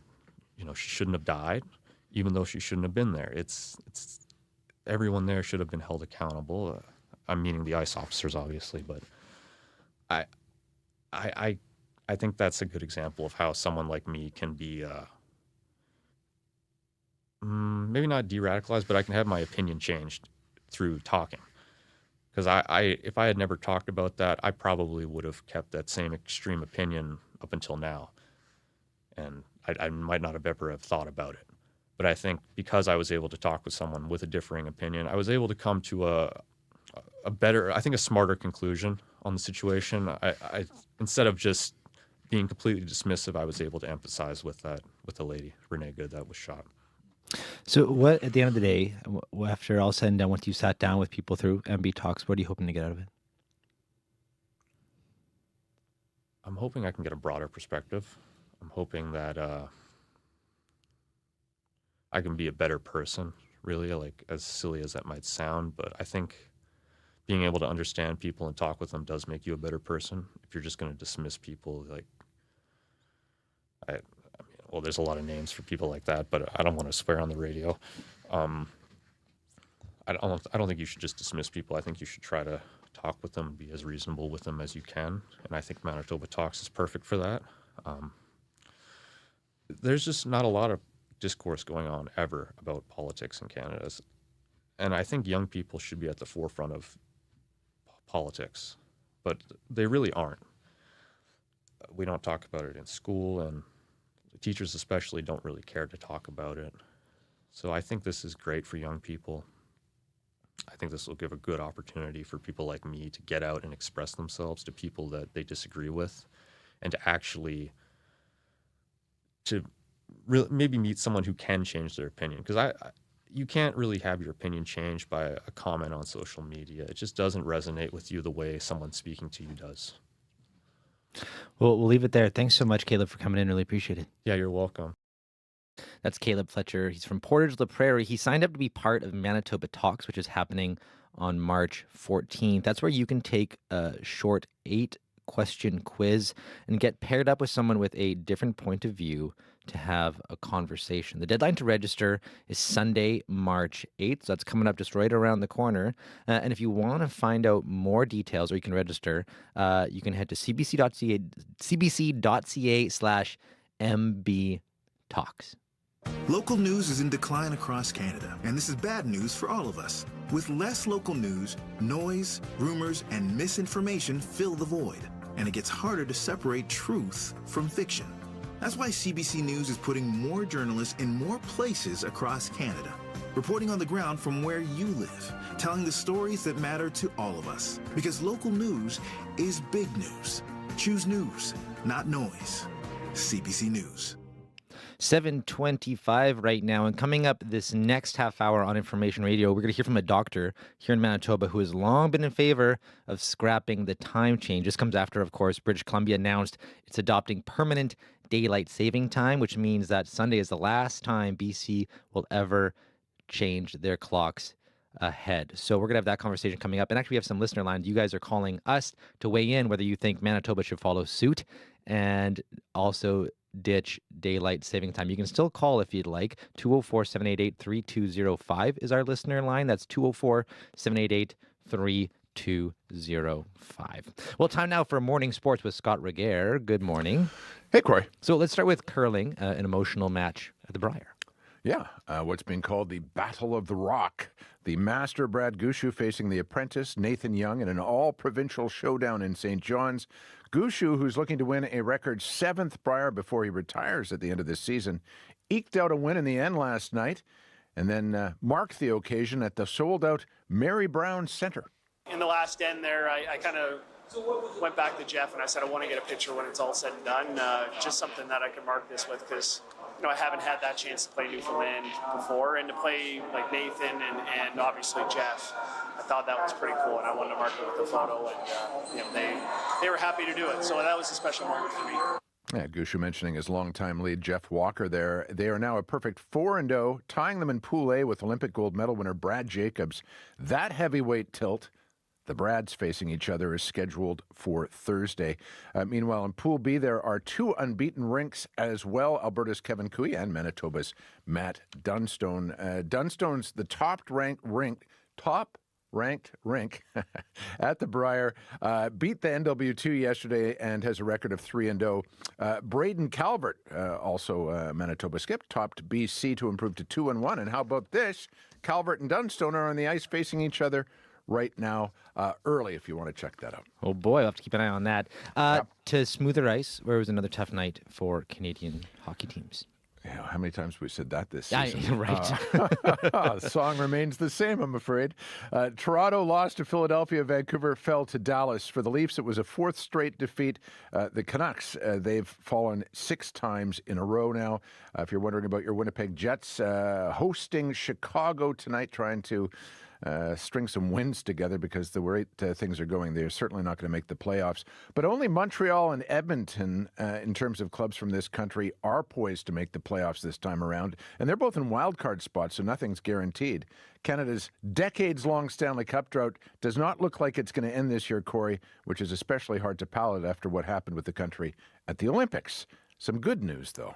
Following the Milano Cortina Games, the Professional Women's Hockey League is on the rise. The PWHL website had 5 times the traffic it normally does during breaks while the Olympics were on, and 74% of that traffic was from first-time visitors to the PWHL website. And we're seeing it in the stands as well. Last weekend, the league set an attendance record with 50,000 spectators at games. Team Canada and Vancouver Golden Eyes goalie Emirates Mashmeyer loves what she sees. I think, ticket sales have gone up, which is really exciting. I think it's a great platform to promote our league, and I think that we've gained fans from the Olympics. But I think what's really neat is at the Olympics, I noticed a lot of PWHL jerseys in the stands as well, and I recognized some fans that were there cheering us on. So that's really special to see. Big game in the PWHL tonight. League leading Montreal in Toronto. The Victoire are the current favorites to win a Walter Cup. And given everything else that's going on the ice these days, that would be wonderful to see. And the Victoire are actually coming to Winnipeg on March 22nd. They're playing the Charge in the Takeover Tour. So that's I know there's a lot of hype here over that game coming to Winnipeg on the 22nd here. So yeah, that'll be awesome. So to soccer now. So where are we? We're 100 days out from the World Cup. So what do you have your eye on? Well, final qualifiers, geopolitical questions, and quite a few stars who are in top form. Allende in Segovia. Leaves for Messi. The sound of Lionel Messi scoring over the weekend for Inter Miami. At 38, Corey, Messi is Major League Soccer's best player. He hopes to be, once again, for World Cup champions Argentina. And at 41, Cristiano Ronaldo is scoring at will in the Saudi League and will look to do the same for Portugal. Other global stars like England's Harry Kane and Spain's Lamine Yamal are in equally good form, which bodes well for entertainment value this summer. Let's hope things aren't quite as newsworthy off the pitch. Controversies regarding ICE officials, the Mexican drug riots, have cast a shadow over the tournament, as have the travel bans issued by the Trump administration against 4 of the qualified countries. So 100 days out until kickoff. And no shortage of news between now and then to happen. So we'll see. Yep. Thank you very much, Scott. You bet. That is Scott Regehr at your sports desk. I'm Corey Funk in for Marcy Marcusa. Time now for your CBC Winnipeg News. This is CBC News. Good morning. I'm Heather Wells in Winnipeg. At 7:30, it is minus 13, and you'll feel the difference today. A little bit cooler than yesterday with a high of minus 7. Angry protesters in downtown Winnipeg. About 100 demonstrators forcing the downtown Dollarama to close early yesterday afternoon, upset after video surfaced of a security guard punching and kicking a man First Nations leaders say is Indigenous. Some protesters want that security guard fired. Others hope a police investigation leads to charges. Eve Corshane says she came to show support for her community. She used to work as a security guard. I felt sad, I felt horrified, that could have been it could have been my kid, it could have been somebody I know, and to have somebody treated like that, that's inhumane, right? Dollarama says the guard in question is not on active duty while it investigates.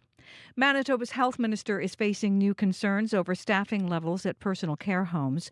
Eddie Callisto Tavares, whose father lived in a care home, died during the pandemic. She has written the health minister asking for an increase in staffing hours at care homes. The hours that are assigned right now is not enough. We've got chronic understaffing. We've got staff leaving the field because they're so burned out.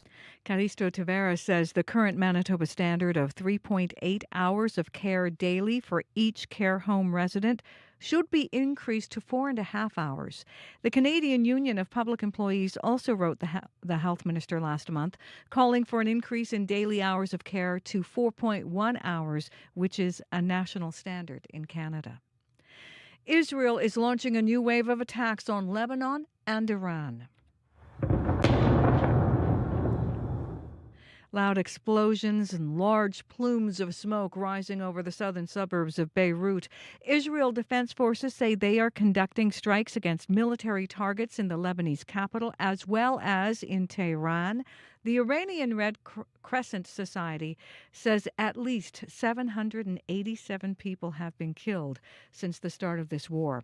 Now, Israel's Prime Minister Benjamin Netanyahu is trying to assure Americans the war in Iran won't last forever. He made the comment during an interview last night with Sean Hannity on Fox News. I said it could be quick and decisive. It may take some time, but it's not going to take years. It's not an endless war. In fact, it's an effort right now to achieve the peace that we all yearn and pray for. And I think together we'll achieve it.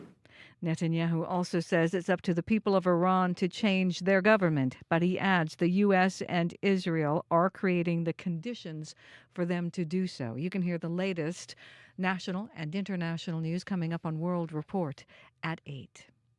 The lawyer of a man accused of beating his mother to death in 2019 cast suspicion on the woman's co-worker during cross-examination yesterday. CBC's Ostin Shebekaget reports.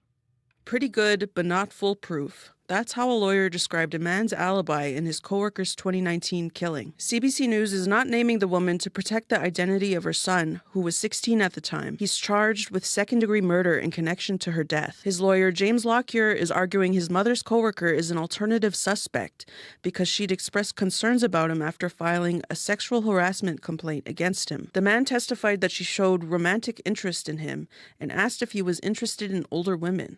Jurors also watched surveillance footage that showed him entering and leaving work on the morning that she died. Lockyer previously said the man's military experience would have enabled him to leave his workplace undetected. On Monday, he said the man either slipped out of the building that morning to kill her or had someone else do it. The man replied, "That's wrong." The trial is scheduled until March 13th. Ostin Shebekaget, CBC News, Winnipeg. A colorful crowd in Brandon last night for a community iftar. The communal meal at sundown ends each day of fasting during the holy month of Ramadan. 22-year-old Amna Farouk has seen a lot of changes in the decades that she's lived in the area. Now we have so many people from so many different countries. Like, we got people from Sudan, we have Syrians, we have Pakistanis, Indians, like Nigerians, a lot of Nigerians, mashallah. Like, we have a lot of, like, a big diverse community now, which is nice.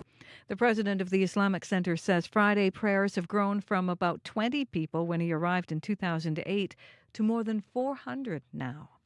Well, the Manitoba Winter Games are off and running this week in Thompson. The event's held every 4 years and features Manitoba's best young athletes. This year's games feature 12 different sports, including skiing, hockey, curling, and futsal, a version of indoor soccer. It's the first time that sport's been part of the games. Kai Nguyen and Landon Abel play futsal for Team North. In my high school soccer team, we played players from a different city, far away, and it was a pretty fun experience. Exciting. I feel like I'm going to meet some new people that I'm going to like. It's going to be pretty fun. I'm probably the most packed I've ever seen Thompson. Packed, as more than 1,000 people are expected to be in Thompson for these games. You can find the latest news updated throughout the day at cbc.ca/Manitoba. Thank you very much, Heather. Thank you. That's Heather Wells at our CBC News desk.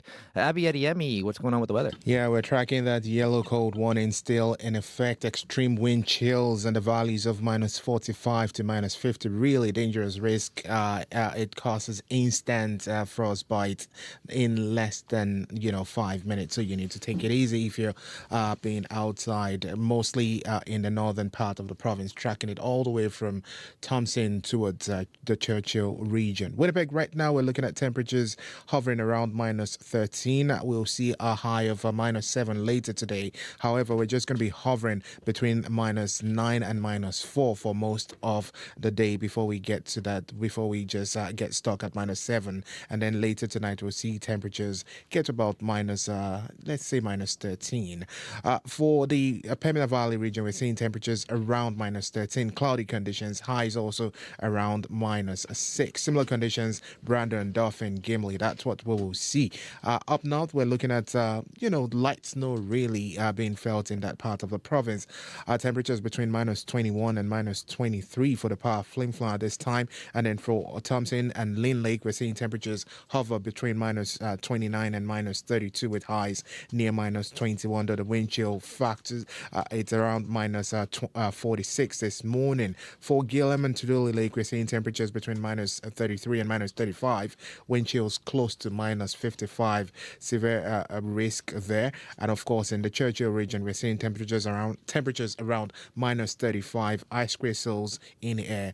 You should see that brutal wind chill. It's going to be feeling like a minus 49 this morning, and it's going to be the condition for most of the day, even for several nights in that region. So overall, it's an extreme contrast. Some cloudy conditions in the south, while that extreme, life-threatening cold grips the northern parts of the province. Winnipeg, we're looking at minus 13 at this time, and we only get to minus 7 by the afternoon period, but it's going to be a cloudy day. Thank you very much, Abby. Thank you. Also, so far on the commute, there are some developments that have been shaping up, and Sierra Sanders been all on top of that. Hello. Good morning, Corey. Winnipeg Traffic Management Center is letting people know about a stalled vehicle in the eastbound curb lane at Abinogi-Mi'kmaq in Waverly. So that's a stalled vehicle in the eastbound curb lane at Abinogi-Mi'kmaq in Waverly, so that eastbound curb lane is blocked there. So you want to keep that in mind there. I know that area can get a little bit busy around this time of the morning, so just be aware of that. Abinogi-Mi'kmaq and Waverly, eastbound curb lane is blocked by a stalled vehicle. Thank you to Winnipeg Traffic Management Center for always keeping us up to date with things like that. But if there's something that you are seeing out there, I'd love to hear about it. You can give me a call on the CBC commuter line. That number is 204-788-3093. Thank you very much, Sierra. Well, next up here on Information Radio, British Columbia is shifting its clocks forward for the last time this Sunday. And just in a few minutes here, we're going to be talking with a Winnipeg doctor who applauds the move to scrap daylight saving time.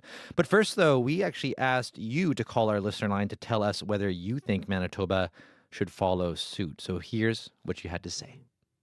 Hello, my name is Lisa Zach. I have been against daylight savings time for over a decade, probably since I started changing all my clocks. It doesn't make sense. We are not farmers anymore, which is the reason I heard it was for. But all it does is mess up everybody. We show up late for work. We're tired on the road. We miss appointments, and it just wreaks havoc on everything around. Makes people more depressed, which I suffer from, I admit it. And it's just not worth it. It's a lot of time to change everything. It's a lot of headache trying to coordinate for the people who forget or whatever. We've all done it. And it's just not worth our time. So I think we should get rid of it. It doesn't make sense that we have to line up with all of the U.S. like they've said in the past. There's been a million excuses for why we have to keep doing it. I don't understand. It's just an hour, and it just messes up the entire system in your head. I know some people prefer it. I know it's about the daylight savings, the daylight, but really, it's going to change no matter what. It always changes. That is just nature. And I sound like I'm mad. I'm sorry, that's not it. But I just think it needs to be kiboshed. All right, thank you. Have a good day. Bye. Hi, my name is Charity Schellenberg. I'm calling from Portage La Prairie. I would be in favor of Manitoba not changing time in the spring. I prefer to keep the original time, as all of nature, ourselves included, are on a better footing when we have not the daylight saving time, but the regular time. So I would be all in favor of keeping our time and not springing forward in April or March. Thanks. That's Manitobans weighing in on our listener line about daylight saving after British Columbia said it's shifting its clocks forward for the last time this Sunday. Here's Premier David Eby announcing that yesterday. Today, I'm here to announce that we are done waiting. British Columbia is going to change our clocks just one more time and then never again. That was British Columbia Premier David Eby. One Winnipeg doctor applauds the move to scrap daylight saving time. Dr. Laurie Kirschenbaum is the director of the Institute of Cardiovascular Sciences at St. Boniface Hospital, and he's been advocating for Manitoba to get rid of the semi-annual switch. And Dr. Laurie Kirschenbaum is with us now. Good morning. Hey, good morning. So, how do you feel about BC making the move to get rid of daylight saving time? Well, it's actually quite a progressive move and quite important. It's obvious that folks in BC and at the provincial level, governmental level, have taken notice in the advocacy for some time now. There have been quite a bit of interest in trying to scrap the change in time because of its effects on the body, and how your listeners, the two callers that called in, are absolutely correct. In terms of how it affects us physiologically, our mindset, getting up without the 1 hour time change in light, dark, morning, evening, has a huge effect on our physiology and our bodies. So why have you been advocating for its removal overall? Yeah, because generally when we're it's kind of interesting because our bodies are designed to follow the light. This is how we evolved, and we have a 24-hour cycle, light and dark, 12 hours light, 12 hours dark. And for whatever reason, the time was changed. This daylight savings, but our bodies aren't wired that way. We have a sleep pattern that gets disrupted, and our physiological processes in the body tells us when to eat, when to sleep. Our visual acuity changes even with that 1 hour time shift. There's a greater incidence of accidents, heart disease, etc., all within that 1 hour time change. And although the risk is low, it does occur, and it's very apparent that the 1 hour time change doesn't really, unless it's an economical move, really has a profound effect on the body.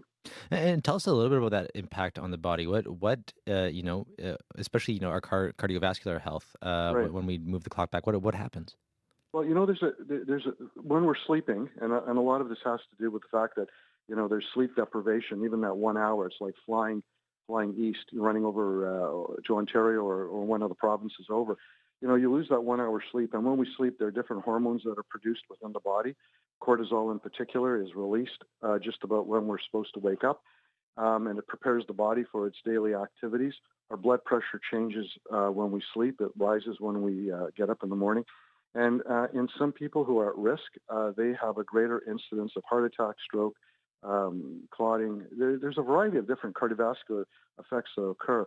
And it's very, very interesting from the physiology perspective. But our bodies are really tightly tuned to sleep and to the light. And by changing back the daylight saving time, our body thinks we're still sleeping when we're up and around. So one of the callers. He had comment on coming to work late and being mentally kind of disoriented, and that happens. That's a real phenomenon. And we talk about the kind of maybe short-term issues, like at that moment higher risk of heart attack because of the cortisol release and like that. But is there long-term impacts as well that this time change could have on you too? Yeah, that's a really good question. That's something that we're looking at now, more so in long term in terms of shift work. That seems to be a big of an issue than the 1 hour time change. Some people bounce back. It takes maybe in some individuals 3 days, maybe up to 3 weeks for them to adjust to the 1 hour. So the ill effects long term are pretty negligible, if any. Where the time change becomes more apparent is in individuals who are shift workers. Night shift workers in particular. Our body wants us to sleep, but yet we're working. So that's where the long-term effects on the body have an effect. And how hopeful are you that Manitoba will follow suit? Well, that's a really good question. I know there's been quite a bit of interest in the time change. It was, I believe, on the legislative table, so to speak, for the past several years, and it was supposed to be, I think, tabled, but unfortunately, I think this sort of fell off the plan at some point. But I'm hoping that Manitoba will follow suit and align with BC, because it really is really is a good move. It's the standard time that we're looking for. That's the more natural time. It gets dark, but you can imagine going to work dark and getting home and it's dark. So that really throws the body off. And now you're changing that 1 hour time change. The light cycle doesn't align with our body's clocks. And so that's part of the problem. So if we do ditch, you're an advocate for standard time, which is just because, it's tough doing the math in my head. That'd be the time that it would be the same during the, now. It would stay the same. That's right. Yeah. So we wouldn't change. So we would do away with the daylight savings. Yeah. Okay. And so then it wouldn't be as bright. It wouldn't be like the 10 o'clock sunsets in summer then. It would be more like 9 o'clock. Right. Okay. Right. I mean, that's it. I hope it happens. If not, then we'll live with it the way it is. But it really is an effect, and let's see what happens with the folks in BC. And any impacts that you've noticed personally yourself, especially as a doctor, which I know you work wild hours yourself already, but does it have an impact on you personally during daylight saving? Yeah, well, the 1 hour time change does have an effect. Sometimes you feel like, you're sleep deprived, even that one or 2 days it takes. But the best example is, shifting the entire population, the entire country going east for the 1 hour. So I personally feel it. It takes a few days to figure it out, but you think it's one time, but your body is telling you it's something else. I mean, I think we've all experienced that, and that's the disconnect. So our bodies function wanting to do one thing, but our mind, because of the light, is telling us something else. But if people have a heart surgery booked for Monday, should they be worried? Well, if they have heart surgery planned, they should go ahead and do it. I can't comment on that, but I'm sure you're well prepared. Okay, well, thanks for the time. Really appreciate it. Good talking with you. Thank you very much. That's Dr. Laurie Kirschenbaum. He's the director of the Institute of Cardiovascular Sciences at St. Boniface Hospital. The Manitoba government has said in the past that it would do away with seasonal time changes, but only if the United States does it first. Right now, it is 7:49, and this is Dizzy with Daylight Savings. September's end is on its way, and I'm still in sandals, and it's getting hard to concentrate from all the poor decision making. And daylight savings time is nipping at my ankles when the sun goes down at 4 o'clock. I'll miss the way you lit my whole world up.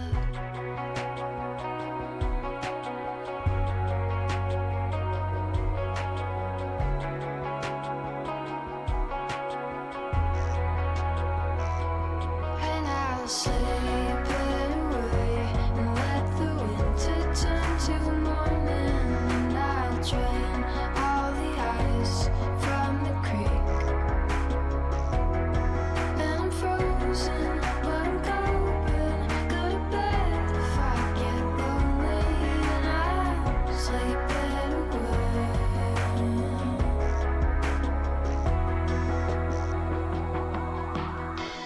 It's nearly Valentine's, and I'm still in shambles, and it's getting hard to compensate for all the sick days I've been taking. And daylight savings time will throw me off my handle when the sun comes up. It's obvious that I'm not the man I thought that I once was. So I'll sleep it away to stop the spring from all her warming, and I'll sweat like a kid. That's Dizzy with Daylight Savings Time. And just a reminder, it is actually pronounced Daylight Saving Time, but that's how, I guess, a lot of people do say Daylight Savings Time, though. Let's be serious here. 7:51 here on Information Radio. Right now at the Forks, we are sitting at minus 13, heading for a high today of -7. Going to dip down to -12 overnight.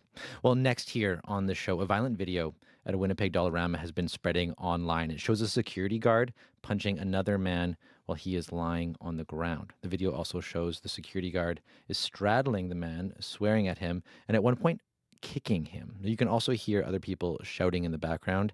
Here's part of the video, and a warning, it may be difficult for some people to watch and hear.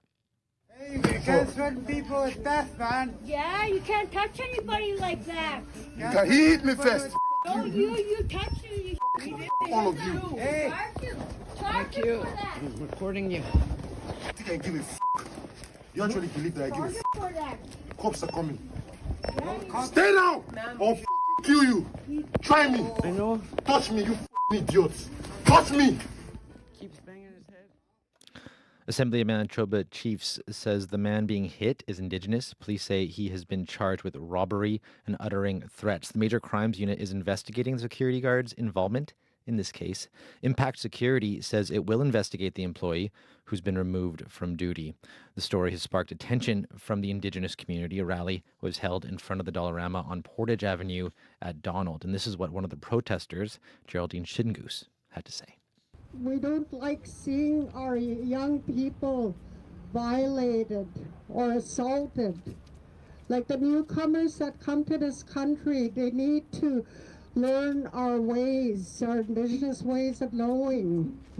They need to let go of those stereotypes and those biases and those assumptions against Indigenous people.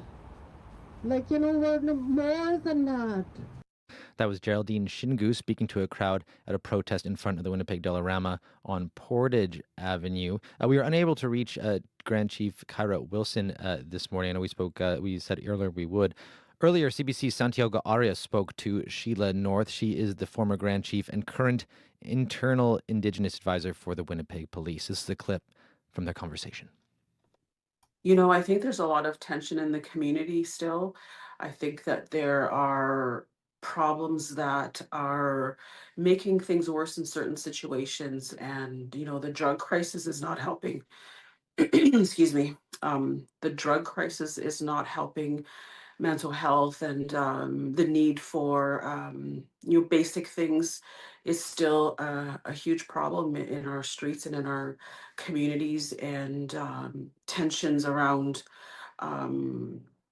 for people to get what they need sometimes conflict with people trying to maintain some order or discipline in the community. So sometimes these clash because they are persistent problems that haven't gone away, and I don't see them going away completely.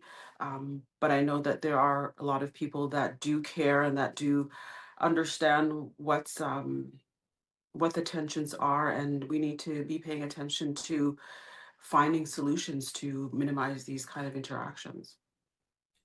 How do you see that happening to minimize some sort of interactions like this? I think there needs to be a huge push on learning. This should be seen and used as a learning moment for not only the community, but also for the security agencies and those that license the security agencies. And I believe that's the province. This should be a huge learning moment so we can understand what went wrong and how to avoid it.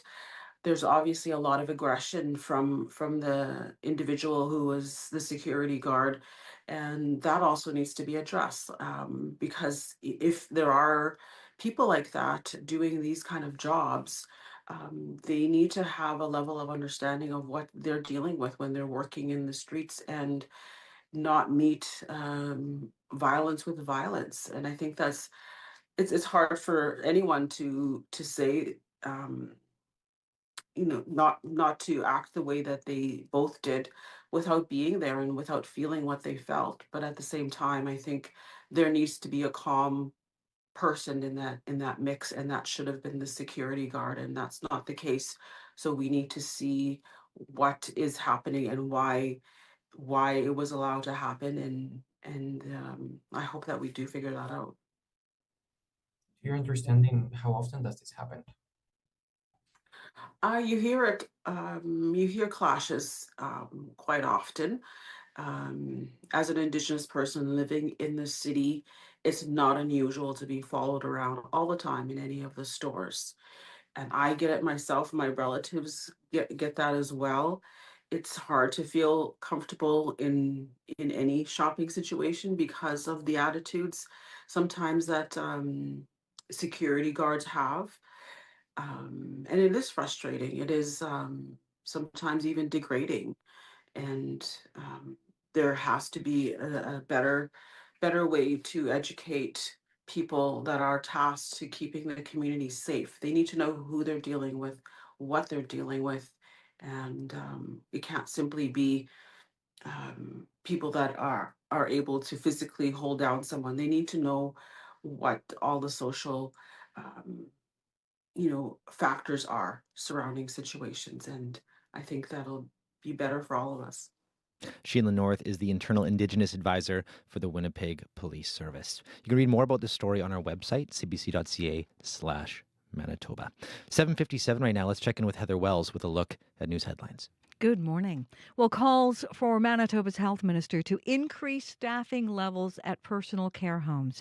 Eddie Callisto Tavares, whose father lived in a personal care home and died during the pandemic, has written the health minister. She wants an increase in staffing hours at care homes to deal with what she says is chronic understaffing and burned out workers. We'll hear more on that story and other news from Manitoba coming up at 8:30. Thank you very much, Heather. And Heather, I gotta say, you pointed this out to me. I was saying we were ditching daylight savings time, but that's actually, or that BC is ditching daylight saving times, but that's actually not true. They're actually sticking with daylight savings time and actually not just not changing at all. Right, they're making it permanent. That's right. So I just got to make that small correction I've been saying throughout the show. They're not ditching it. They're just sticking with daylight savings time and never changing They're ditching ever the again. time change. Exactly. There we go. That's a better way to put it. Thank you very much, Heather. Thank you. Heather Wells at our CBC News Desk. Stay tuned. Coming up, Federal Industry Minister Melanie Joly is in Winnipeg to talk about Manitoba's business community, about our province's role in Canada's new defense industrial strategy. She's joining us here in studio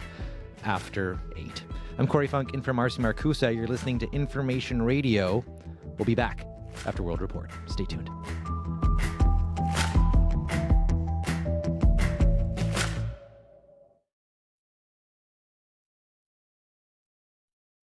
On cue. I'm Garbia Bailey, in for Tom Power. Ian Thornley of Big Rag has been rocking the country for the better part of 30 years. Ian stops by the Q studio to talk about the band's new album and how he went from a Berklee College music student to fronting one of Canada's most beloved hard rock bands. Q, this morning at 10:30 in Newfoundland, and on CBC Listen, or wherever you get your podcasts. The CBC News is next. Coming up in half an hour, it's The Current with Matt Galloway. The figure skater Elvis Stojko knows the thrill of winning championships, but he also knows what it's like not to reach the top of the podium at the Olympics when the country wants a gold medal. Elvis Stojko on what happens after the games are over, coming up on The Current. This is World Report. Good morning, I'm Martina Fitzgerald. Israel says it is striking a key leadership compound inside Iran. An Israeli military spokesperson says its air force is attacking the central command of the Iranian regime in the heart of Tehran. Israel says it is also stepping up its attacks and widening its foothold inside Lebanon. The CBC's David Common joins me now from Tel Aviv. David, let's start with the latest on Iran. We are seeing continued airstrikes launched certainly by the Israelis and almost certainly by the Americans. They have hit hundreds of targets in the capital city, Tehran, but beyond that as well, showing every indication that their campaign will continue. The U.S. president saying he does not want to talk to Iran's remaining leadership and says many of them have been eliminated. The U.S. president also not indicating how long this campaign will go on, though he has suggested at least a month in previous conversations. We know that at least 787 people are said to have been killed in Iran. The true number, though, likely much larger than that, not just members of their armed forces, but civilians as well, given some of the reports that we are hearing from inside that country. Israel is bombarding Lebanon with the IDF targeting Hezbollah operations. Can you tell us what's happening with that situation, David? So this is an indication of just how big this war has got. Hezbollah, based for a long time in Lebanon, long an arch enemy of the Israelis. And Hezbollah yesterday launched rockets, according to the Israelis, into Israel. That prompted Israel to strike back with an air assault, which is ongoing as we speak, smoke rising from the capital city, Beirut. From at least 80 villages, people have been ordered to leave near the border with Israel. This as Israel is sending soldiers, ground troops into Lebanon, into another country, they say, to take on Hezbollah. Limited numbers right now, but there are questions as Israel calls up reservists whether this will become a much larger ground campaign. The CBC's David Common in Tel Aviv. Thank you, David. Thank you. In Washington, U.S. lawmakers will soon be getting their first briefing on the war in Iran. It comes as both the House and Senate get set to vote on limiting President Donald Trump's military operations. The CBC's Kate McKenna joins me from our Washington bureau. Kate, what are we anticipating? U.S. Secretary of State Marco Rubio is expected to be joined by Secretary of Defense Pete Hegseth, as well as the director of the CIA and the chairman of the Joint Chiefs of Staff. This is going to be a chance for the Trump administration to lay out its reasoning for starting the war in Iran. U.S. President Donald Trump has been criticized for not getting congressional approval before striking. Now the House and the Senate are likely to vote on a pair of bipartisan resolutions intended to limit Trump's power. Neither are likely to pass, with Republicans largely backing the president, and even if they did, Trump has veto power, and Congress would not have the two-thirds majority required to overturn his veto. But Democrats say it's a push to get lawmakers on the record. Some early polls show this war is not popular, and the midterms are coming this fall. As you know, there have been mixed messages from the White House on why the U.S. got involved in this war. What can you tell us?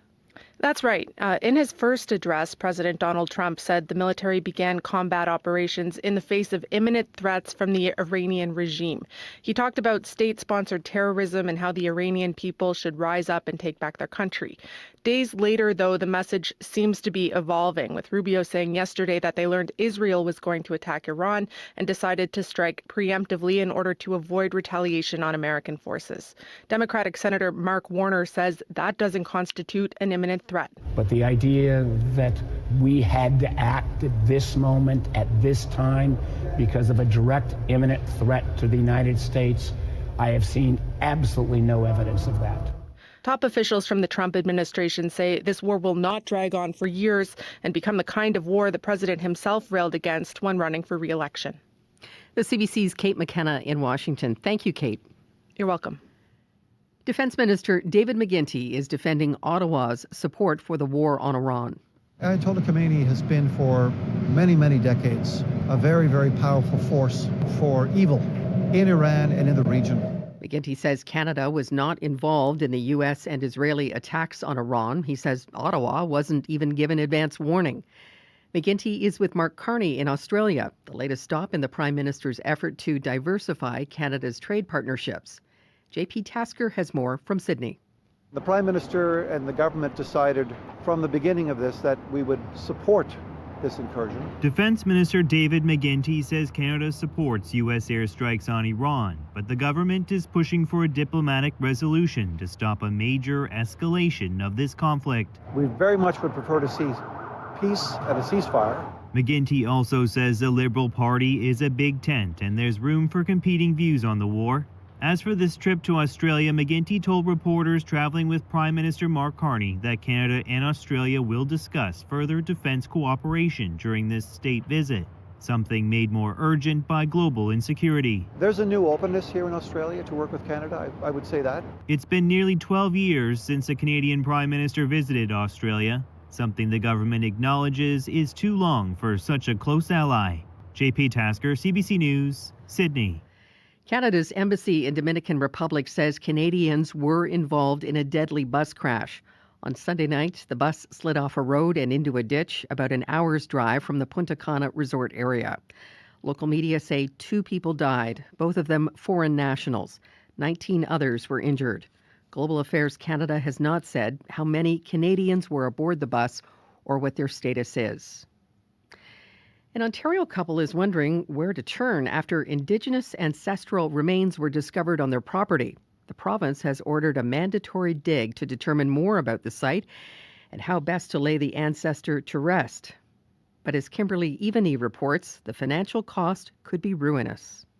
It really just felt like a great place to get away. Christine and Dan Rayo bought their lakefront property in Wainfleet, Ontario, with plans to build a place to retire. But their renovation came to a halt when their foreman called. He said, we've got a little bit of a problem. The crew had unearthed what turned out to be Indigenous ancestral remains. The Rayos were ordered by Ontario's Registrar of Burials to carry out a mandatory archaeological investigation and to determine how best to lay the ancestor to rest. The quote they received? $319,000. This is an insane amount of money. The couple applied to the registrar for help, citing undue financial hardship. They've been waiting for an answer for more than a year. I truly do not believe that homeowners should be completely responsible for that. Tanya Hill-Montour is an archaeological supervisor with 6 Nations of the Grand River. She says Wainfleet is situated on land known to contain archaeological remains or artifacts from the late woodland period, and estimates the found ancestor is at least 1,000 years old. She calls for an update to the provincial rules that say homeowners are on the hook to make sure people don't bury what they find. What's going to happen when the next person views this as, a problem or a financial burden? They're not going to want to do the right thing. Ontario's ministry overseeing the Registrar of Burials says the Rayo's application for financial help is still in progress. Kimberly Aveney, CBC News, Vancouver. This weekend, clocks spring forward for Canadians. It started as a wartime measure to conserve energy and has continued for more than a century. But now British Columbia says it's ending the practice. Caroline Bargout has more. Saskatchewan is the only province that doesn't change its clocks every spring and fall. Now British Columbia is about to do the same, says Premier David Eby. This has been one of the longest debated and considered decisions perhaps in the history of British Columbia, and we are finally here, probably to the great relief of most British Columbians. March 8th will be the last time British Columbians change their clocks, and Juliana Akhtar isn't mad at that. Honestly, I'm a fan.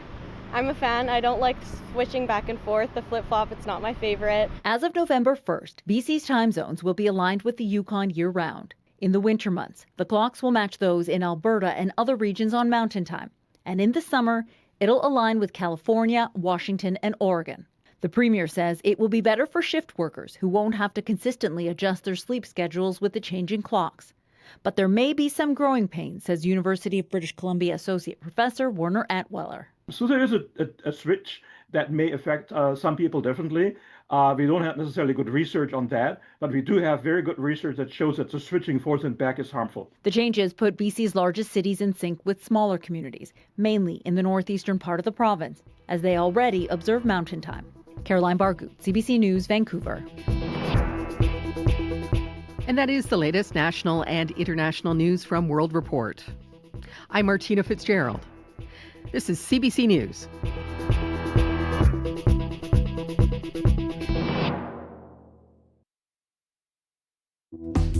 Good morning, Manitoba. You're listening to Information Radio here on CBC Radio 1, 89.3 FM, 990 AM, and everywhere on the CBC Manitoba YouTube page. I'm Corey Funk, sitting in for Marcy Marcusa. Coming up this hour on the show, Federal Industry Minister Melanie Joly is in Winnipeg to talk to Manitoba's business community about our province's role in Canada's new defense industrial strategy. She's in studio.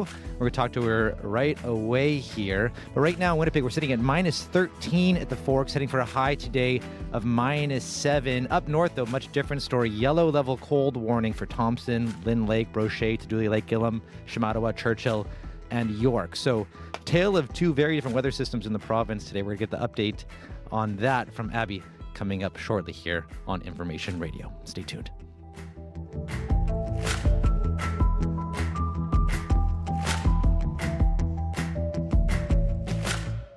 8:11 now. Let's check in with Heather Wells with a look at news headlines. Good morning. Well, about 100 protesters outside the downtown Dollarama store yesterday, even blocking Portage Avenue during the rush hour. They're upset after video surfaced of a security guard punching and kicking a man First Nations leaders say was Indigenous. And Eve Corshane was one of the protesters. She says she was horrified when she saw that video, calling it inhumane treatment. Calls for Manitoba's health minister to increase staffing levels at personal care homes. Eddie Callisto Tavares, whose father lived in a personal care home and died during the pandemic, has written the health minister. She wants an increase in staffing hours at care homes to deal with what she says is chronic understaffing and burned out workers. I'll be back with more Manitoba News coming up at 8:30. Thank you very much, Heather. Thank you. That's Heather Wells at our CBC News desk. Abby Adiyemi, what's going on with the weather? Yeah, still tracking that yellow extreme cold activity happening in a massive stretch of the northern part of the province. We're talking about prolonged period of brutal wind chills between minus 45 and minus 55 this morning, making frostbite really a risk in minutes. While the southern part of the province, we're talking about relatively milder conditions, cloudy skies. We're looking at grey skies across the city this morning, currently holding down temperatures around minus 13.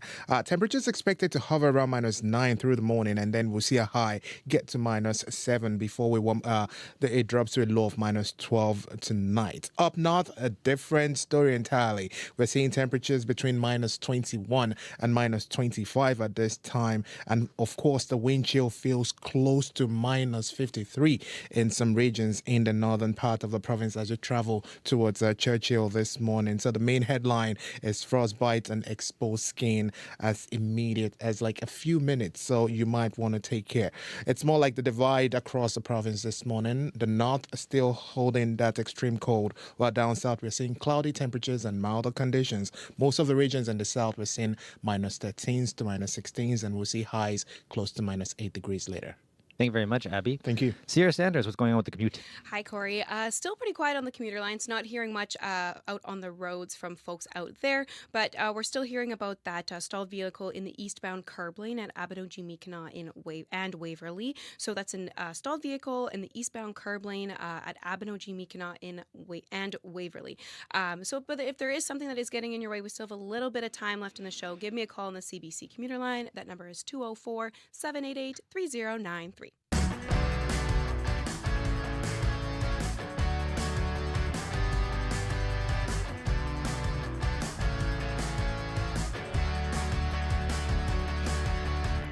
Well, next up here on Information Radio, Federal Industry Minister Melanie Joly is with us here in the studio. She's in Winnipeg to take part in a ribbon-cutting ceremony at New Flyer later this morning and to speak to the Manitoba Chamber of Commerce tomorrow morning. Her talk there is called Canada's Defence Industrial Strategy and Manitoba's Opportunity. We're going to talk about that. But just for some context, on that talk, in February, the federal government announced a $6.6 billion plan to award 70% of the federal defence contracts to Canadian firms within a decade. Good morning to you, Minister. Hi, Corey. How are you? Good.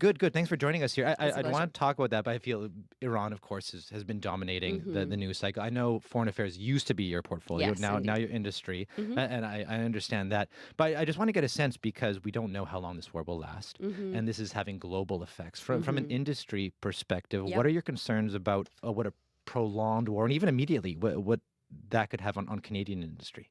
Well, Corey, I think Canadians understand at this point that there's going to be a lot of uncertainty in the world. And that will be driven by a lot of the decisions that will be taken south of the border. And so in that sense, what we can do is take care of our own. Is really, there are lots of things we cannot control in the world, but lots of things we can control. What we can control is what we do with our economy, what we do to protect and create jobs here at home. And so that's why I'm going to Magdalen here in Winnipeg, because we'll be investing in our defense industrial strategy necessarily in Magdalen, creating more jobs at the company. We are going to New Flyer. Good news, 250 jobs have been created because of what New Flyer was able to do following the pandemic, creating this new all-Canadian bus. So my point is, what we can offer to investors, what we can offer to business people, what we can offer to Canadians is fundamentally, we're a stable country. we have everything the world needs: the energy, the resources, the tech, the people, the know-how, everything. And I think that a lot of countries and investors will turn towards us and will want to invest here in Manitoba and across the country. So tell us, you said you're going to Magellan they're an aerospace company here in Winnipeg, and you said you're making an investment in that. Is that new, or is that something that's already been announced? So the new flyer ribbon cutting, well, you just said it. Yeah. Right. So I'll be going there. But you're to Magellan, though. Yeah. Magellan is, of course, an important aerospace company, as you know. And aerospace is part of the DNA of Manitoba. And so the goal is to make more investments in the aerospace sector through our defense investments. You know, when you look at it, we will be investing huge amounts of money in defense. Why? Because it will be $500 billion over the next 10 years, but it is linked to what NATO countries have decided to do, which is to bring up to 5% of their defense spending, of 5% of GDP in defense by 2035. And so since that's going to be the case, we want to make sure that first we create jobs out of this. Out of this defense industrial strategy, we'll create 125,000 jobs. And more than that, we know we are in a trade war. We know that many companies are affected and jobs and people are affected by the tariffs imposed by the White House. And so we want to use that money, these defense investments, to create an economic stimulus to help job creation across the country. And finally, my last point is we're too much in dependency mode when it comes to our industrial defense sector with the U.S. We want to be in a position of strength. We want to be in control mode. And that is why we came up with this defense industrial strategy, which is, Corey, the first one Canada has had in decades. And what's that strategy look like here in Manitoba at this point? You mentioned Magellan. And do you have an exact number you're attaching to that investment for Magellan at all? Or well, we'll have conversations, of course, with the company. The company is linked to the F-35 supply chain. There's been conversations of also working on other projects. That's first. Second, of course, there's the Port of Churchill, which I know, and I'll be meeting Premier Canoe later today. We'll have a good conversation about that. I know it's a very important project to him and to all Manitobans, and I understand why, because I've been to Churchill and I know how much there is potential in the port, and this could be a gateway for, basically for the Arctic, and at the same time for a lot of energy and what projects. What kind of potential do you see in Churchill specifically?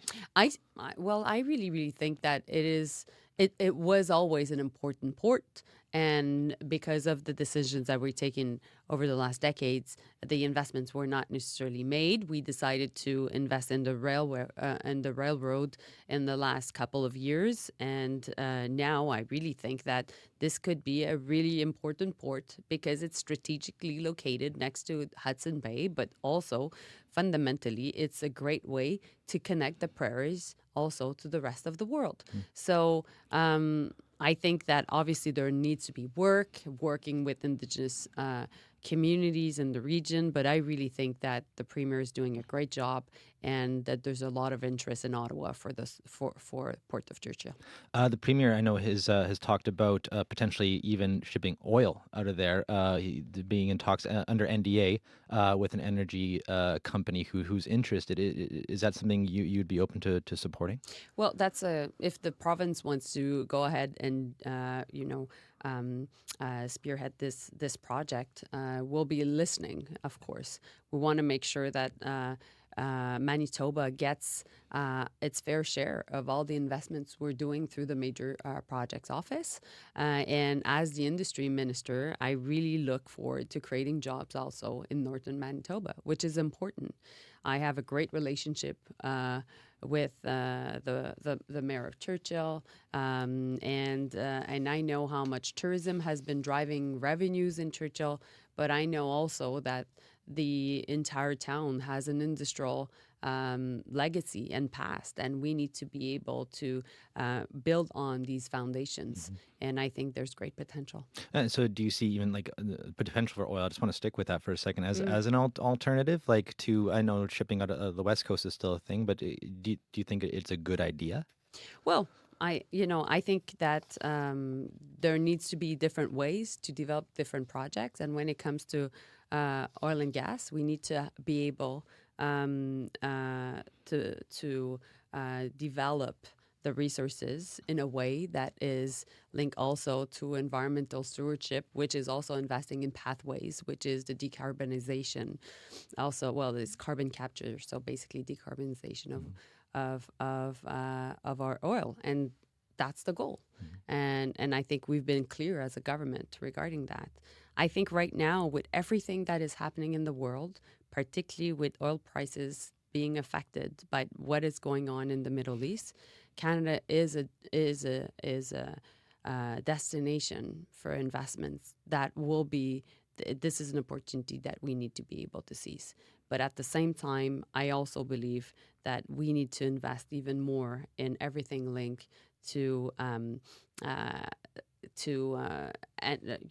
can I say, clean energy and renewable energy, because it is also something that investors are seeking, and not only seeking, there's a lot of capital that is going towards renewable energies. We were just in the Gulf countries, the Prime Minister and I, meeting with many investors, including QIA, Qatar Investment Agency, and they were saying how much 80% of their investments are going towards clean energy. So I think we can do both. I just want to talk a little bit about internationally. Now, I know recently, just yesterday, of course, there was all those MOUs signed. I think $5.5 billion worth of MOUs benefiting a number of Canadian businesses for deals with India. The Prime Minister and of course Anita Anand, the Foreign Affairs Minister, helping make that happen. Manitoba, along with Newfoundland, PI, they weren't on the list. But I know these are just initial deals for many more opening up, which is the plan. What do you think the Manitoba could be doing better to be at the forefront of Canadian trade, though, going forward? So they are on those, initial lists more Of often. course, and there's more coming also.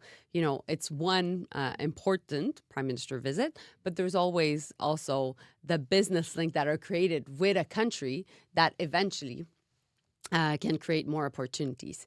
So it's a door opener. That's my point. Well, I think that Manitoba has a lot to offer. Of course, being the industry minister, it's all about investments in advanced manufacturing. That's why aerospace, everything linked to buses, New Flyer, everything linked to tech, everything linked to also, I'm going to St. Boniface University today. And I know you have RSC Polytech here. There are many things that obviously Manitoba can offer. Outside of advanced manufacturing and research, of course, there's agriculture. And I think when you look at what we're doing as a government, we know that we're too dependent on the U.S.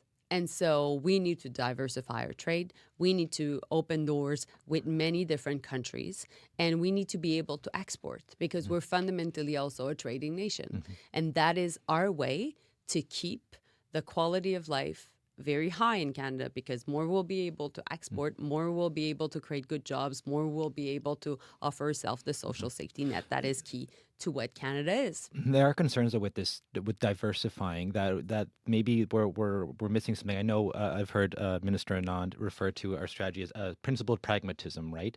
But it wasn't that long ago. Let's talk about India here. That federal government accused Indian agents of being behind incidents of violence on Canadian soil. That hasn't been completely settled yet, but it's easy to maybe see that maybe is the government turning a blind eye to foreign interference for the sake of commerce? Is it more, is it more pragmatism than principle going on here?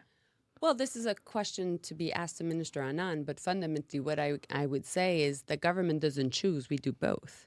Because the number one priority for any government is to protect its people, always.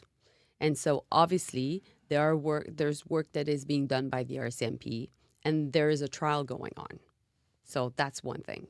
Second, there is also a foreign interference commission, public inquiry that was created.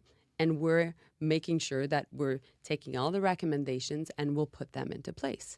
And thirdly, we need to diversify. Every single Western liberal democracies are going to Asia, to China, to India, and to many other countries in Asia. Why? Because they also need to diversify. They also need to make sure that they open their markets to economies that are growing. And that is exactly what we're doing. That is our plan. And so I think that we, notwithstanding with everything that was happening in terms of allegations, foreign interference regarding India, we kept our diplomatic ties. We kept doing business. That was also the work that I was doing even as former foreign minister. Having a pragmatic approach, which was important because, Corey, I think what is important fundamentally for Canadians is Canada will always defend its own national interests, which is basically security of its people and also creating jobs through diversification of markets. And any government that would choose in, between both, I think, would be, arming its own interests. So you have to be able to do both. And just finally here, back to the strategy here, the industrial defense strategy here. Yep. You talked about aerospace, but what other sectors have you identified here in Manitoba as potential places for investment here in Manitoba? Well, obviously I've talked about the Port of Churchill because I really think that this is a key infrastructure investment that will spur so much other types of investments, obviously. Actually, are you pushing for that to be one of the, I know it's on the list, like potential, but Yeah, to it be is. one of the official nation-building projects? Well, it already is. It's part of the 11 major projects. 11 in a huge country is important, but, the list could be growing. Right. So Churchill first. I think also there's so much that could be done through the different. I've talked about two major companies in Winnipeg. Obviously, New Flyer and Magidon, but they have supply chain across the city and across Manitoba and across the country. And so it's all the small and medium-sized businesses that can benefit from that. And I look forward to meeting more. And I'll be going before the Chamber of Commerce tomorrow. And I look forward to meeting a lot of people that work in different industries. But I know also here in Manitoba, there's a huge agri-food sector, a lot of transformation of basically food. And I know we've been making a lot of investments, but I want to be able to meet business people that have great ideas and are looking for more investments because we want to make more investments in Manitoba. So that's my goal. Minister Jolie, thanks for joining us. Really appreciate it this morning. Thank you. That's Minister Melanie Jolie. She's the federal industry minister. 8:29 right now here on Information Radio. And right now in Winnipeg, we're sitting at -13, heading for a high today of -7. It is going to be cooling down to -12 overnight, and then warming up actually tomorrow to another high of -7. I'm Corey Funk, sitting in today for Marcy Marcusa, though after today it is going to be Marjorie Dowhouse sitting in the host chair for the rest of the week, and then Marcy will be back after that. Right now, time for your CBC Winnipeg News. This is CBC News. Good morning. I'm Heather Wells in Winnipeg. At 8:30, it is -13 and cooler than yesterday. In fact, we're slipping below normal today, a high of -7. Protesting after video of a security takedown at Dollarama. About 100 people outside downtown Dollarama, even blocking Portage Avenue during the rush hour yesterday.